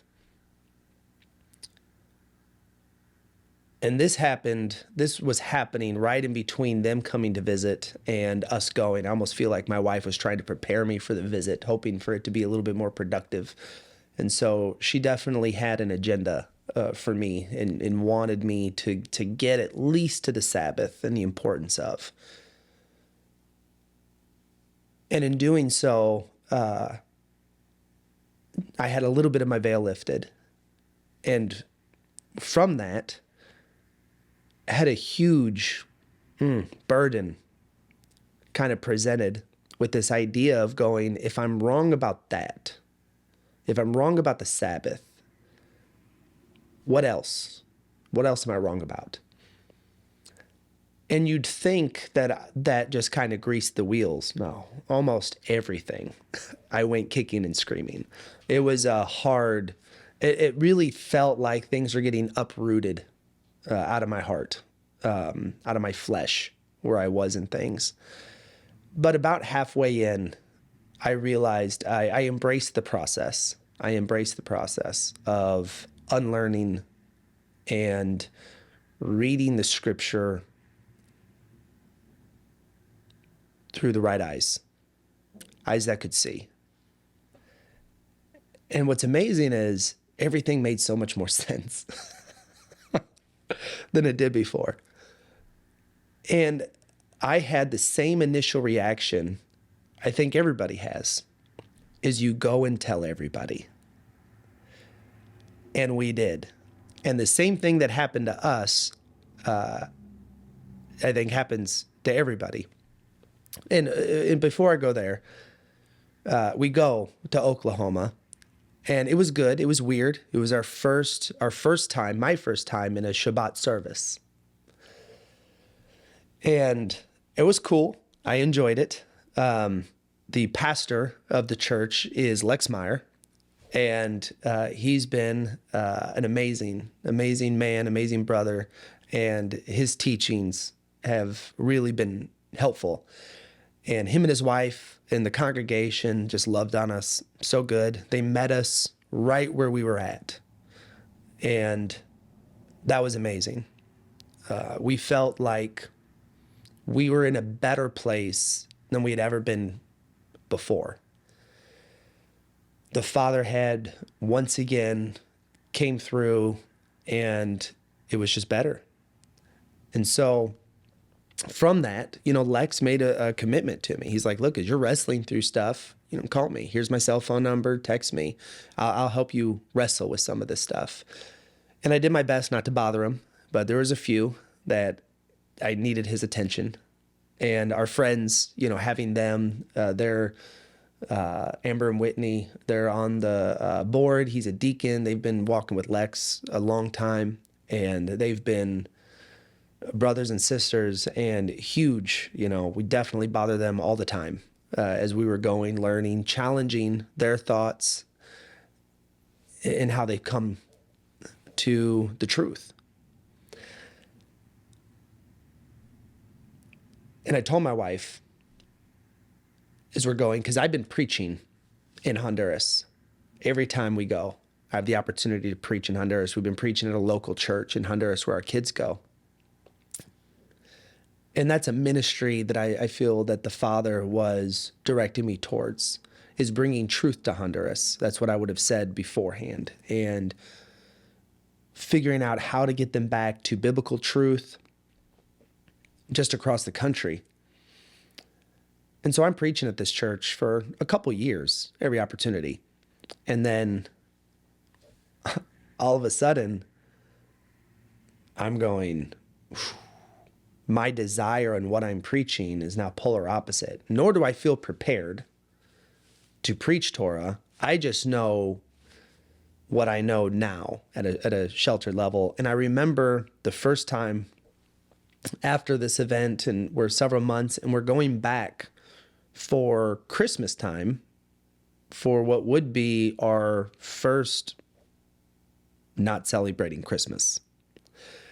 And that was a crazy season, as many people can relate to in this movement. Our family is in disarray and family fallout and the people around us, and that all being wild.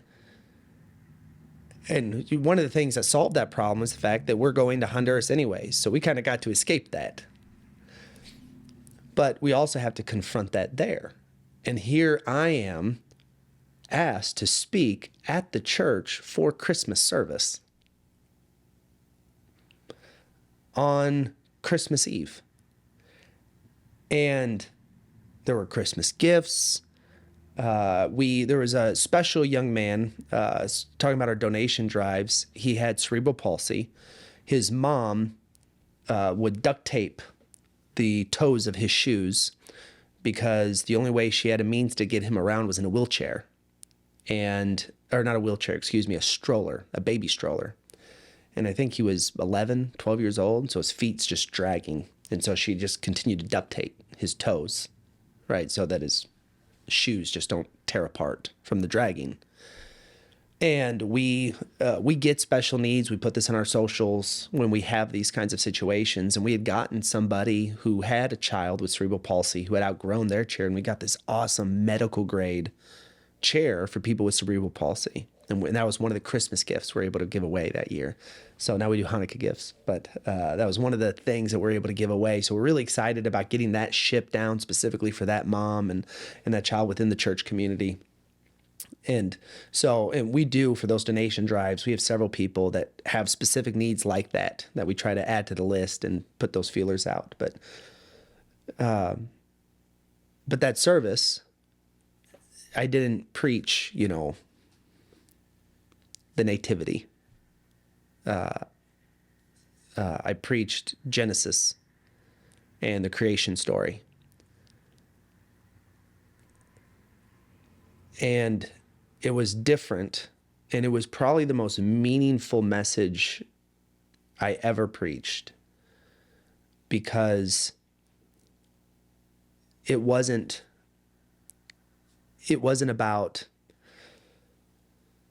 helping people grow in their faith. It was about bridging a gap to truth that I felt that the entire church, the entire Western church, has missed. Because we think of Central America being widely Christianized. And so the third thing that we do is bringing the Great Commission and finishing it in completion. I remember saying this as a young man, the Great Commission is to make disciples of all nations and baptize them in the name of the Father and the Son and the Holy Spirit. Done. But in Matthew 28, that's not how Yeshua ends that. He says, and teaching them everything I have commanded you. I'm going, man, we have not completed the Great Commission anywhere, right? Anywhere. Which is why we're always talking about our failure to disciple and finish out discipleship, because I think all three are connected. You can't just do one. You have to do all three at the same time, which is why we have a bunch of ignorant, whiny baby believers who are not following their rabbi. And so we set out to teaching everything he has commanded and completing what the Western church has not completed. And so we continue to just be faithful in that little church and bringing Torah. And about a year later, we get invited to speak as a keynote speaker, last minute, at the largest church in Honduras. They have over 450 churches that they represent across the U.S., or across Honduras, excuse me. And it was like a last minute thing. It's something that we've been praying for. My wife and I were like, we're going to start praying for opportunities to bring Torah to Central America. That's been the prayer. We're, to teach them everything they have commanded. We're working and discipling our team, these little pastors in our little network, but we just begin praying. And we're in Honduras for end of June, all of July. And our second week in July, we get approached by this church, and they said, hey, we heard about you guys. They know about our widow ministry. They've been a huge network for our widows and what we're doing. And the pastor and the pastor's wife are both widowers. They got a passion for widows. And they said, hey, we're having our 30-something anniversary. It's a 3-day event. We bring all the pastors from all the country around, and we want you to be our keynote speaker. Friday, Saturday, Sunday, you're going to be preaching every day. Boom, boom, boom. In between workshops and things like that. They're going to put you on the radio show. They have a radio that's syndicated across the country. They're your mega church. right, for Honduras. And I told my wife, I'm like, hey, we're going to be back in the States. What should we do this? And she's like, baby, this is what we've been praying for, right? This is your chance. Whew. And I didn't think I was going to go to a church of like 50 people to a church of, 1,000 plus, right? Like that, to bring Torah to Central America, and then pastors to boot. It's wild. And so I talked to my wife and I said, okay, well, I'll fly back with you guys. I'll get you settled. And the next weekend I had to fly back for this 3-day event. And so I called Pastor Lex and I said, hey, you want to go with me to Honduras? And I'm going to be bringing Torah, and we may get flogged. I have no idea. I don't know if they're going to, pull me off the stage midstream. I don't know if they're going to let me finish that night and then tell me not to come back. I have no idea what's going to happen, but I'm bringing it. But I don't want to go by myself. I'd love for you to come. And he's like, oh, man, I don't even have a passport. And I'm like, oh, because I also, man, immediately in my spirit, the Father just like, call Lex. And so when he said that, I'm like, oh man, I missed it. And then Lex, a couple hours later, says, hey, I found a place I can get a passport the same day. And he went through some hoops to get his passport. And he came, and we did. The last message on Sunday morning was about false teachers in the last days. And I got the entire congregation of pastors to admit that we're in the last days, that they believe that. And so I say, where's all the false teachers? If Scripture's real, and he says, not only Yeshua himself, but Paul and Peter and John, all warning of false teachers in the last days. Who are they? Where are they? Shouldn't they be everywhere if we're in the last days? And then explain to them that if they want to recognize the Yeshua that's coming back, why didn't they recognize him the first time? And Yeshua gives us the answer. He says, you don't recognize me because you don't know what Moses wrote about me. And I explained to these pastors, if you want to recognize Yeshua when he comes back this time, you better know what Moses said. You better operate in what Moses said because you don't want to miss it. And we had a kind of altar call that I said, if you want to have your veil lifted, this after 3 days of bringing Torah, of showing them the Shabbat, showing them the truth of Scripture and following his commandments and operating in his commandments, that the law is spiritual, and bringing them through this 3-day series, I had an altar call. If you want prayer and you want your veil lifted, if you want to see what I'm talking about because you're blind to it, as Scripture said that even today, when reading the law of Moses, there's a veil over their eyes. If you want that lifted, come up front. We're ready to pray for you. And I called Pastor Lex up front, and we prayed for not enough people. But there was a few pastors. And that's the thing, man. You get a pastor, you get the congregation. And so there was a man there who's a very wealthy man in Honduras. He owns one of the television stations. And he was just there for the Sunday morning message.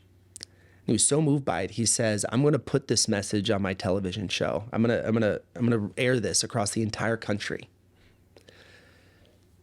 And we get connected to people out of El Salvador.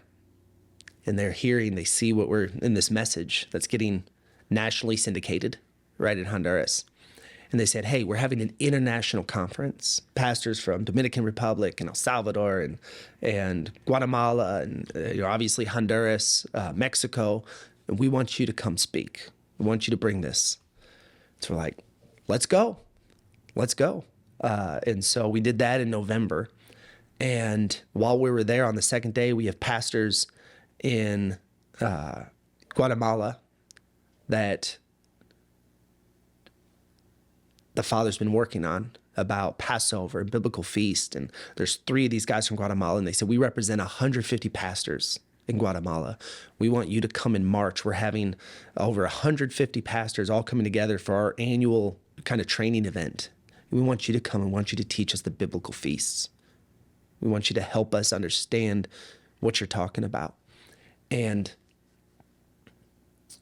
what's wild is my wife and I were already going to El Salvador. We're already going to Guatemala. We're already trying to find these doors. And part of that is answering the question, like, who do you know? Who do we, do we just show up not knowing anybody? Who knows somebody that's there? And the Father's just been connecting us to people as we've been doing this. He's having us do such efficient ministry because it's happening all at once. And there's pastors, they know the right attorney, they know the right person in government, they know this person over here that is allowing us to just have these doors open. And what we're doing on the trafficking end, what we're doing with the widows end, is incredible. It can only be the Father, right? In his amazing plan. And I have pastors from Peru, from Venezuela, that are finding out, Mexico, that have heard, that are hearing the messaging, right? These recordings, this network of people. There is a huge movement of veils being lifted amongst the spiritual leaders of Central America, which is exciting. It's overwhelming. It's a lot of what we're trying to get pastors here to help us with that are in this movement, to help us go, to train up, to disciple these pastors. Because it's a lot, as you know, it's a lot to transition from, and it's happening fast. And while that's exciting and it's overwhelming, it requires its own need. It's a lot of work. Yes.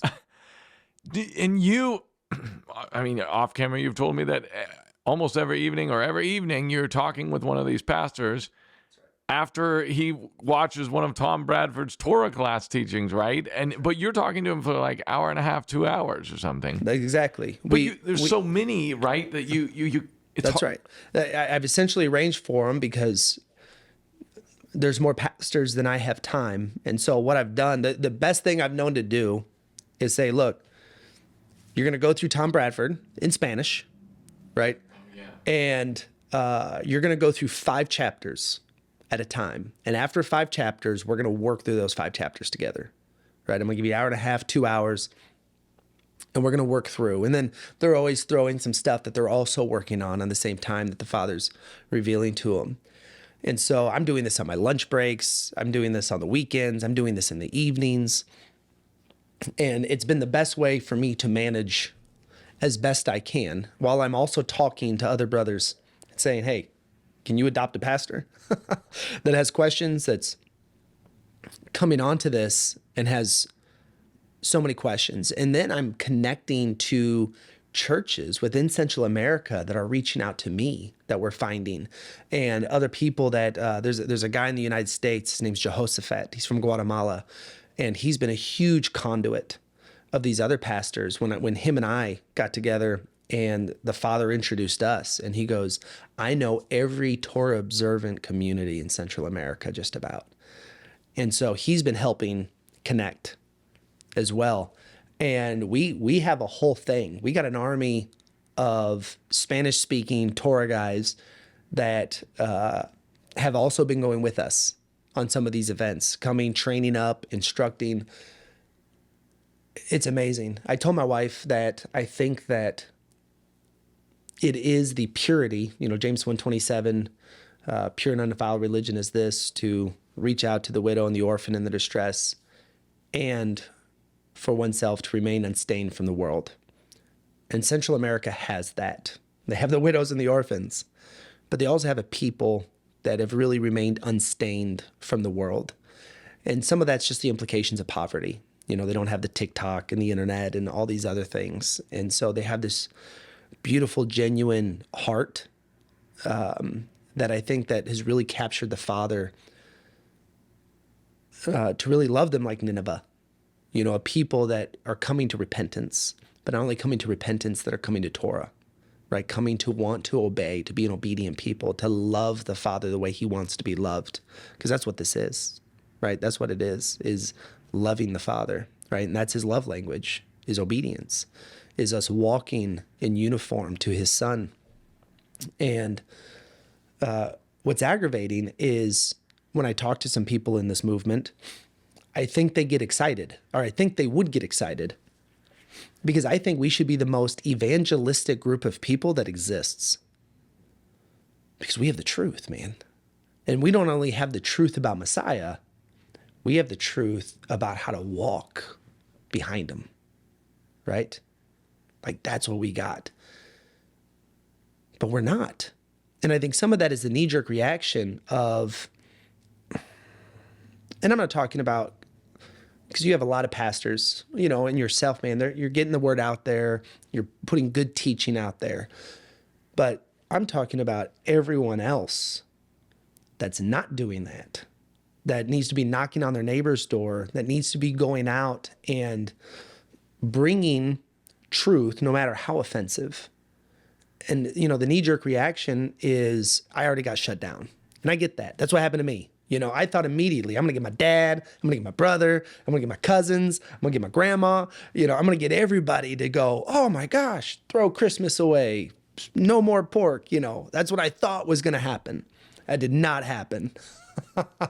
Right? But Yeshua has that same story.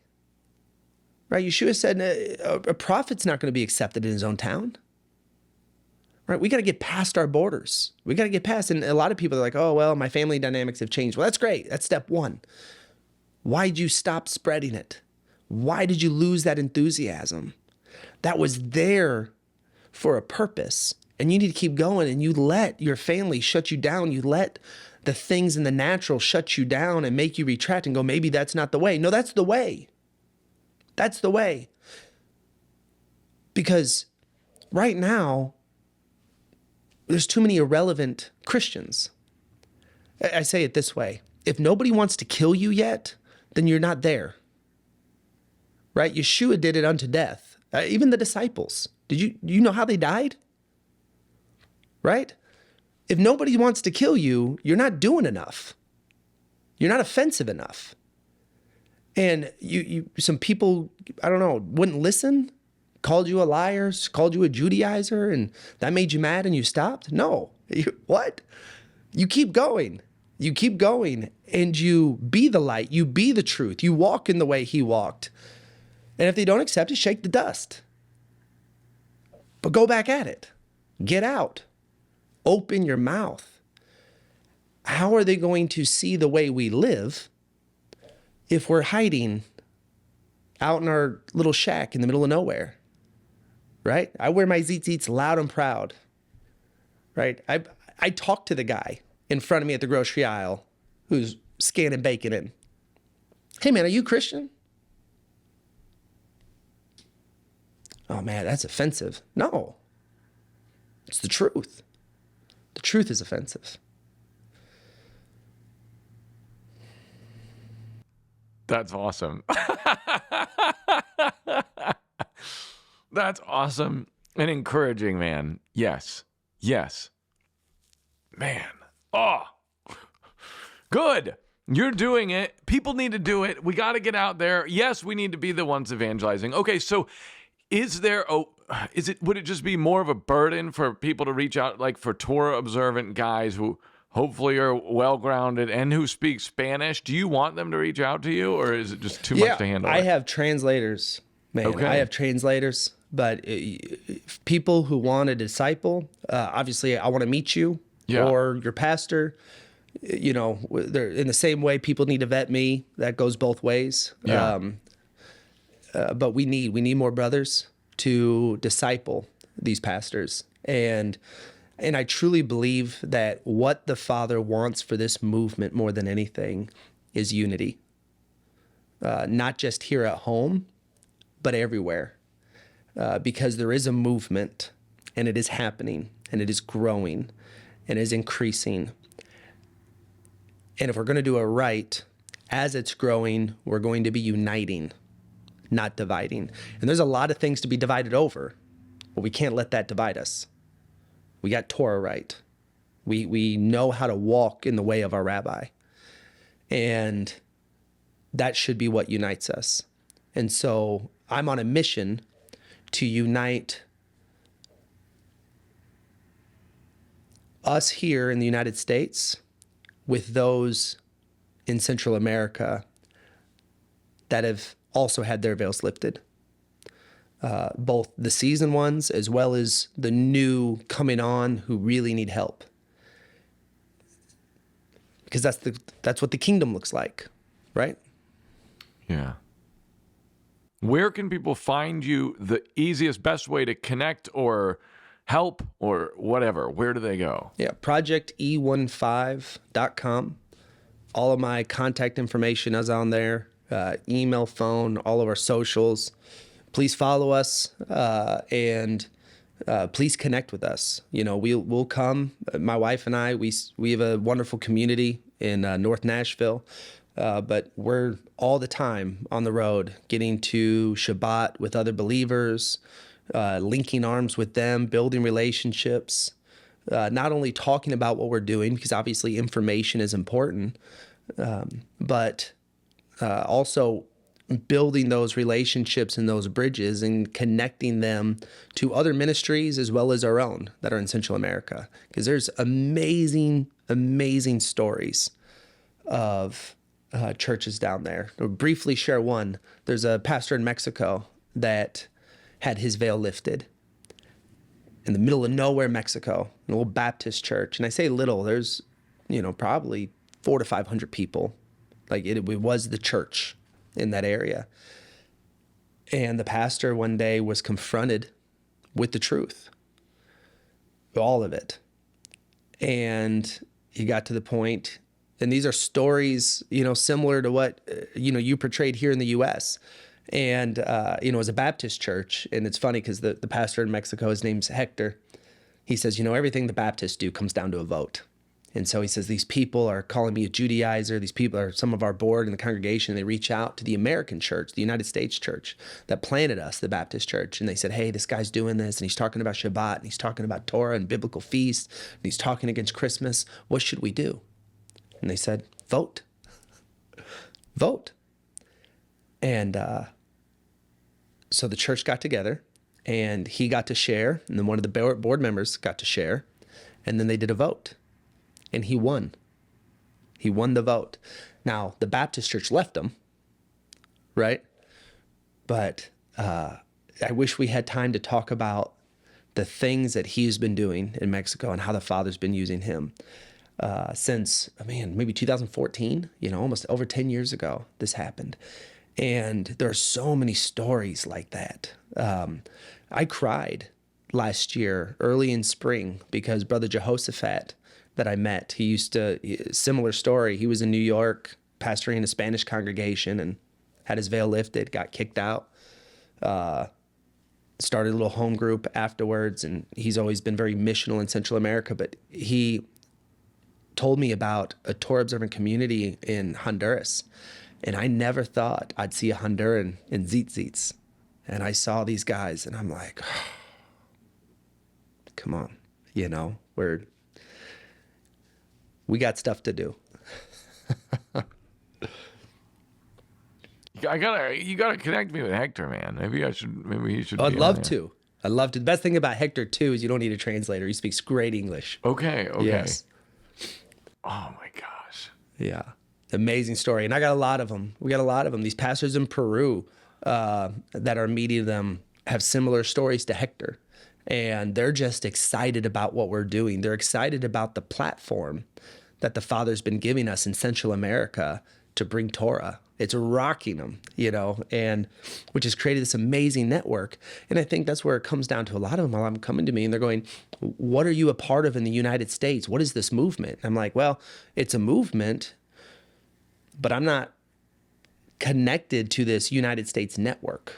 That's in my opinion, a process that needs to happen that joins the effort together, because it's happening big down there. It's happening big.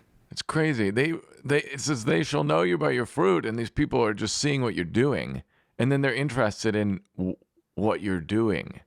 That's right. And so you can share with them about your life and the Torah, and that is the way to do it, man. That's the best way. Come on. So, okay, I want to mention one other thing that you mentioned. You have one bed available right now. And back to what we started this conversation off with, that means that any kids that could be rescued in Honduras, at least they can't go to your place. We have to build. We have to build. We're at a point we have to build. Because we're having to work two alternatives right now. We either have kids with mattresses on the floor, and we start getting outside of our certification processes, which I'm not above doing. Or the other, we're looking at some of our children and trying to fast track them to home, which is not good either. I mean, we all want them to get home as soon as possible, but we also want to make sure that the policies that are in place and the procedures that are in place are meaningful and important. They're important steps to ensure a safe and healthy transition of the child and the family for safety and all kinds of other reasons. And so we don't want to cut corners there, right? Which are things that we've considered and trying to figure out, because, you know, the thing about what we do is we don't know. There's no plan. At any given moment, we can receive a child or we can receive 10. You don't know. And we want to give them every opportunity that we can. So we have building plans in place. We're working on permitting, and it will have 74 more beds. 74 more beds.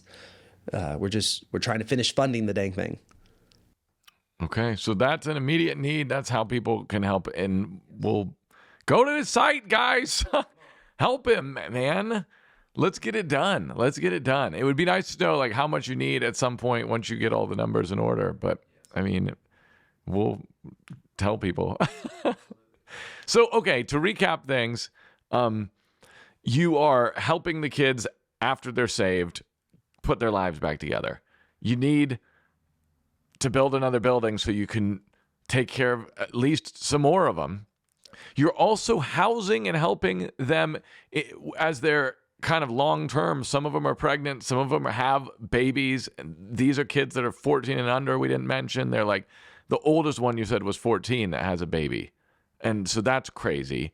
And so you're housing them as well. And then you're also housing the widows to help sometimes, or helping them transition into different housing, or helping them sort out their life so that their kids don't end up in the same system. So you're trying to halt things on multiple different ends, and then you're also discipling people in Torah. Thank you, man. Is there anything you'd like to say to the Torah people out there, or the whole world, the greater Christian world? Anything I forgot to ask about what you're doing too? Not that I haven't already said, and I really hope that there's more encouragement that comes from this, that we have a lot of work to do, and we have a lot more margin than we think. One of the things that I talk about often when I get the opportunity to speak to men, especially, is conquering their kingdom so that they can advance the kingdom of God. And our house is not in order. And that was one of the things that I believed allowed me to be obedient in responding to this, is you have to have your house in order. You have to have a marriage and family where it needs to be. You need to have your work life where it needs to be. You need to have your physical self. That's a lot of men's challenge, is juggling this three aspects of our life: our familiar life, our work life, and then our physical health life. But that's a biblical mandate to do all three of those, and not one at a time, all at once, to get your health in order, because you have to have the energy to go and do, right? You got to quit the habits. You got to get your life on track. You need to build a meaningful relationship with your wife, a biblical relationship with your wife and children, and how you're pastoring, how you're leading, how you're loving in your home. And you should be operating and advancing wherever you're at. I can't think of a biblical character that we're supposed to look at that wasn't advancing, even in the secular realm. All of them in the secular realm advanced, became affluent, didn't stay where they are, and they advanced until they got thrown into the lion's den, right? Until they got thrown into the fire. But they advanced until, and too many men, they think, man, I'm just trying to maintain. And then they separated. And it's no, the kingdom of God is in every area of your life. And once you do that well, you also realize the margin you have to be doing everything else, to have the energy you have, to have a family that's going to cooperate with you, and then also have the financial means to do. And it's all three at once, because we have a lot to do. Yeah, you have to be sorted out and take care of your family before you can help people. And you have to you can't be looking at porn yourself. You can't be part of the problem. In order to solve the problem, you have to sort out your own spiritual self, your own addictions and habits have to be gone. And you have to be able to be sovereign over your time and money by having enough to help others. That's it. That's it. Because you want everyone who agrees with you to be the most powerful, strong, and influential people on earth, right? I mean, that's what I want to. 2015, when I was in Honduras, I was overweight. I lost almost 60 pounds.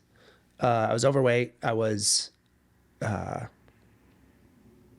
of shape, obviously. That goes with being overweight. I was a workaholic. My marriage was in desperate need of marriage counseling. My kids weren't old enough to be a terrible dad, right? But I was so distracted on all the other things.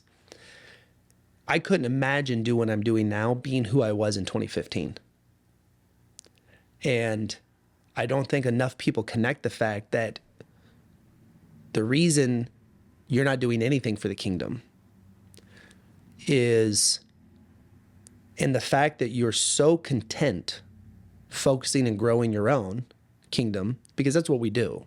That's every Christian. If you're not expanding the kingdom, you're just building your own, right? And you're serving one master or the other. Oh, well, I'm giving to church. Okay. So that's good. Okay. But you have something to do.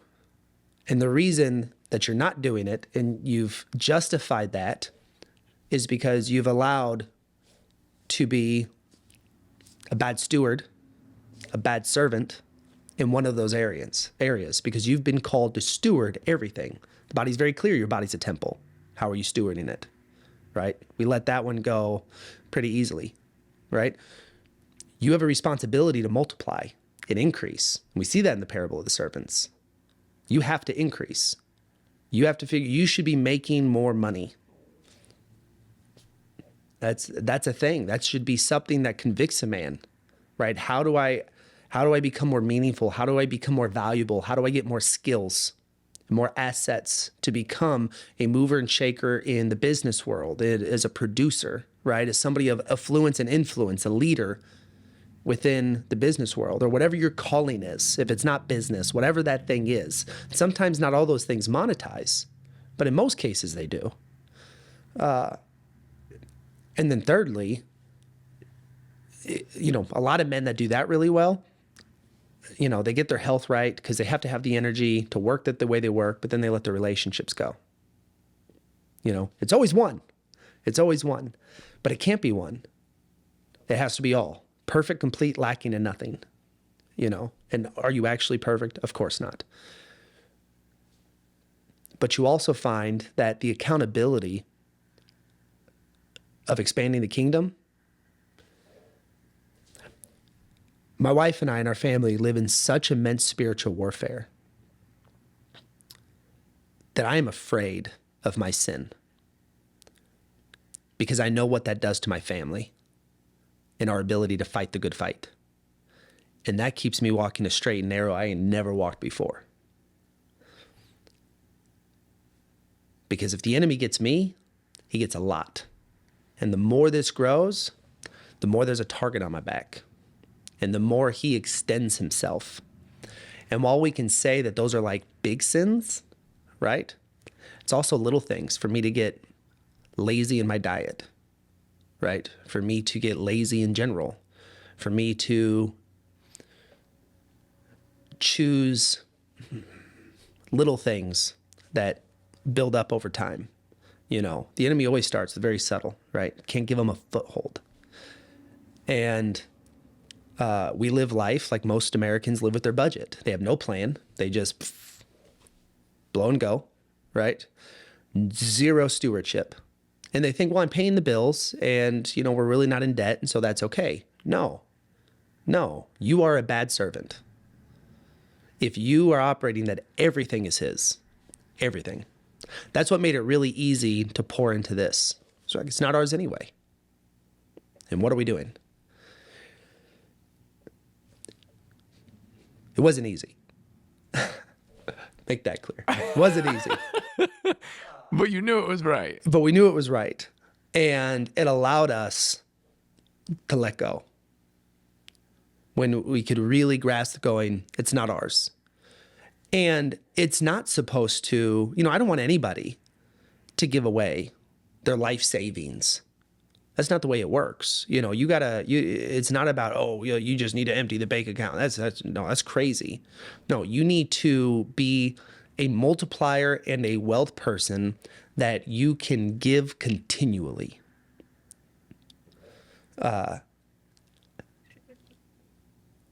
And it's not about, and I don't want people to become givers of money. You know, like that's the solution. No. You got something to do. And if that's participating in our ministry, that's why we tell also people to come. If you're going to come and see if the Father's calling you to this. Right? Because I don't want you to write me a check just to make you feel better. That's not what this is about. The question that you need to ask for yourself is the Father calling you to this also? And are you ready to walk alongside us? And maybe that's a child that you meet down there. That the Father is telling you, I am taking responsibility for this child. And I'm going to make sure I follow them. And I'm going to make sure they go to a good home. And I'm going to make sure they go to a good college. And I'm going to be at their wedding. Right? And I'm going to walk alongside this child. Right? Or this widow. Or this mom. That's what we want more than anything. Like, you want to give, come down and find out what you need to give to based on what the Father is specifically telling you. And we'll make that happen. Right? I got a job. I make no money off this. 100% of what you give goes directly to Central America.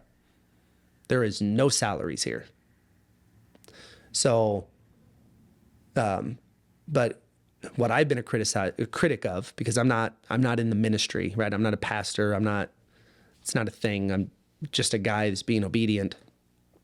I don't want to be people's outlet either to feel good because they stroked a check. That's not meaningful. And I think this ministry is more than that, because we want to do something that's meaningful, not just for the people who needs help, but for the person here, that the Father has something for them to do. You mentioned, sorry, I keep having more questions, but you mentioned 2015, you were overweight. Okay. I can't believe that's, seeing you today, but what changed for you? You mentioned those three things. You have figured, it seems that at this point in your life, you figured that out. That's wonderful. And I want other people to also. So what was it for you that flipped the switch to help you lose the weight, for example, and get all of those, get your house in order, if you will? I almost lost my marriage. And in 2015, I was on prescription pills to deal with all kinds of symptoms from being overweight. I'm about almost 60 pounds lighter than 10 years ago. And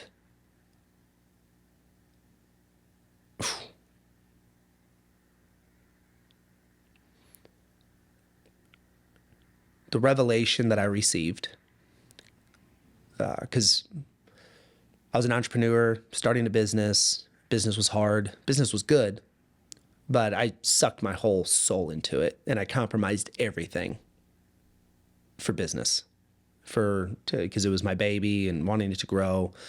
I was very driven to be successful, very driven. And I was a big giver.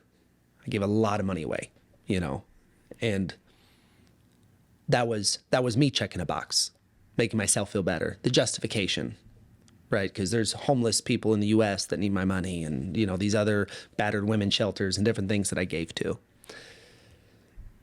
And that was my way of justifying the sacrifices I made in my relationships, the sacrifices I was making in my health for the sake of that.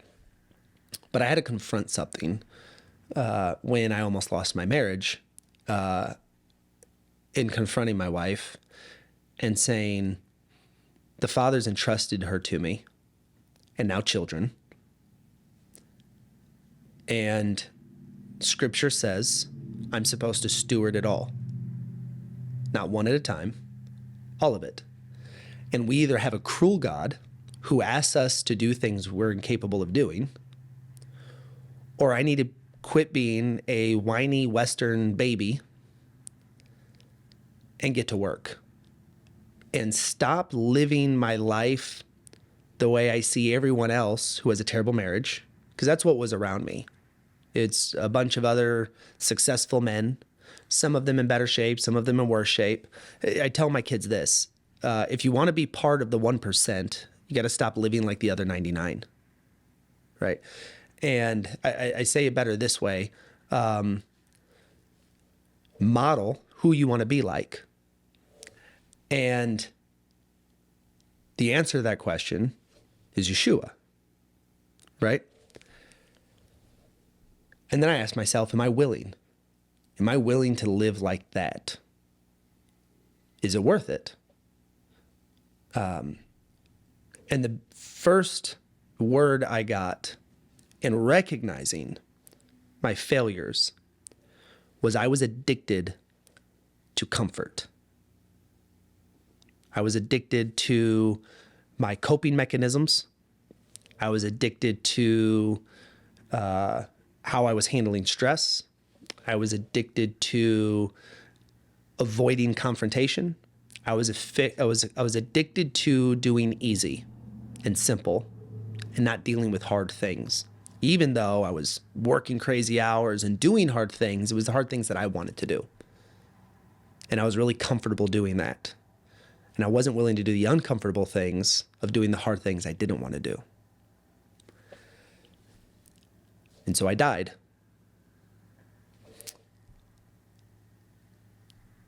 To everything. And I loved my wife like I never loved her before. And I loved my kids like I never loved them before. And I loved myself the way I never loved myself before. And I trusted God that if I was willing to give up everything else and walk out life the way His Word says,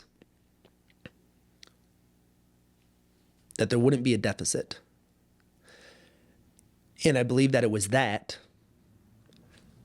getting my house in order, if you will, was why He was willing to give us a bigger vision to be obedient to. And because I think He trusted us. He trusted we would do it. Because I was faithful in the little things, right? And quitting fast food is not a little thing, right? Doing some of this stuff is not little. And there's a lot of things I do just to keep it going, to keep myself walking.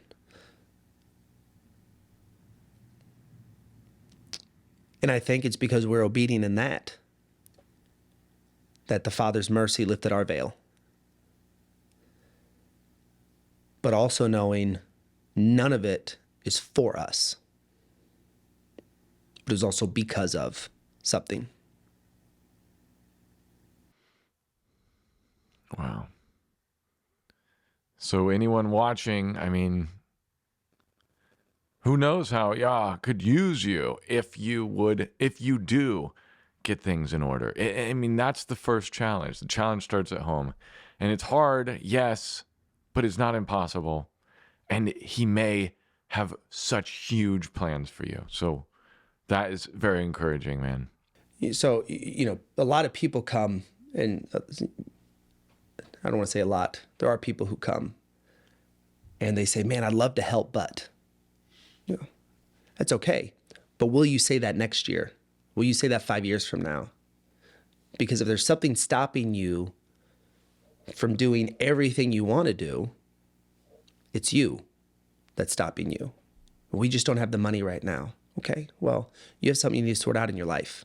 You either need to make more money, you need to get out of debt, you need to be more responsible with your finances.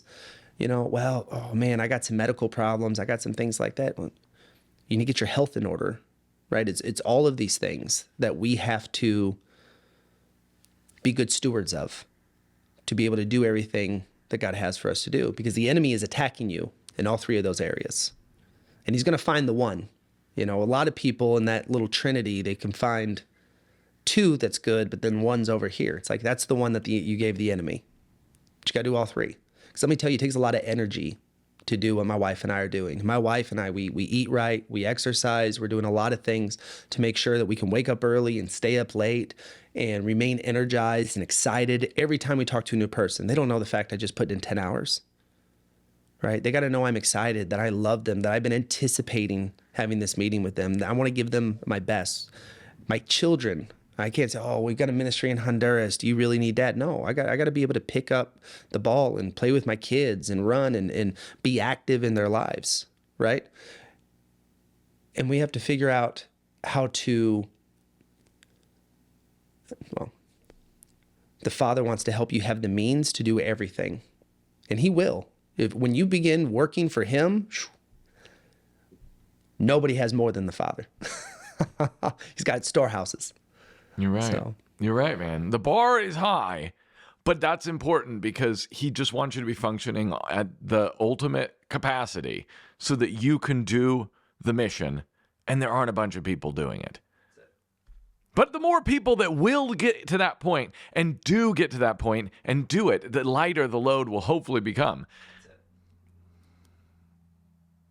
Well, my gosh. Matthew, thank you so much for your time. Thank you for being on the show. Thank you for encouraging everyone to wake up and take life seriously so that they can help spread the word, do the Great Commission, be the hands and feet of Yeshua. And thank you for doing that. Come on. Grateful for you, your ministry. Oh my goodness, the work that you're doing. I know I speak for thousands of other people in the fact that you are doing amazing work and you being obedient and getting the word out with meaningful content that is changing lives and lifting veils. Praise Yah. Until next time, Matthew. Thank you, patrons. We couldn't do this without you. Your support means more and more to us as we travel around and try and get these interviews. So thank you so much for all that you do. If you guys, anyone who's not a patron would love to support the show, please do. Go to patreon.com/thelifewithluke.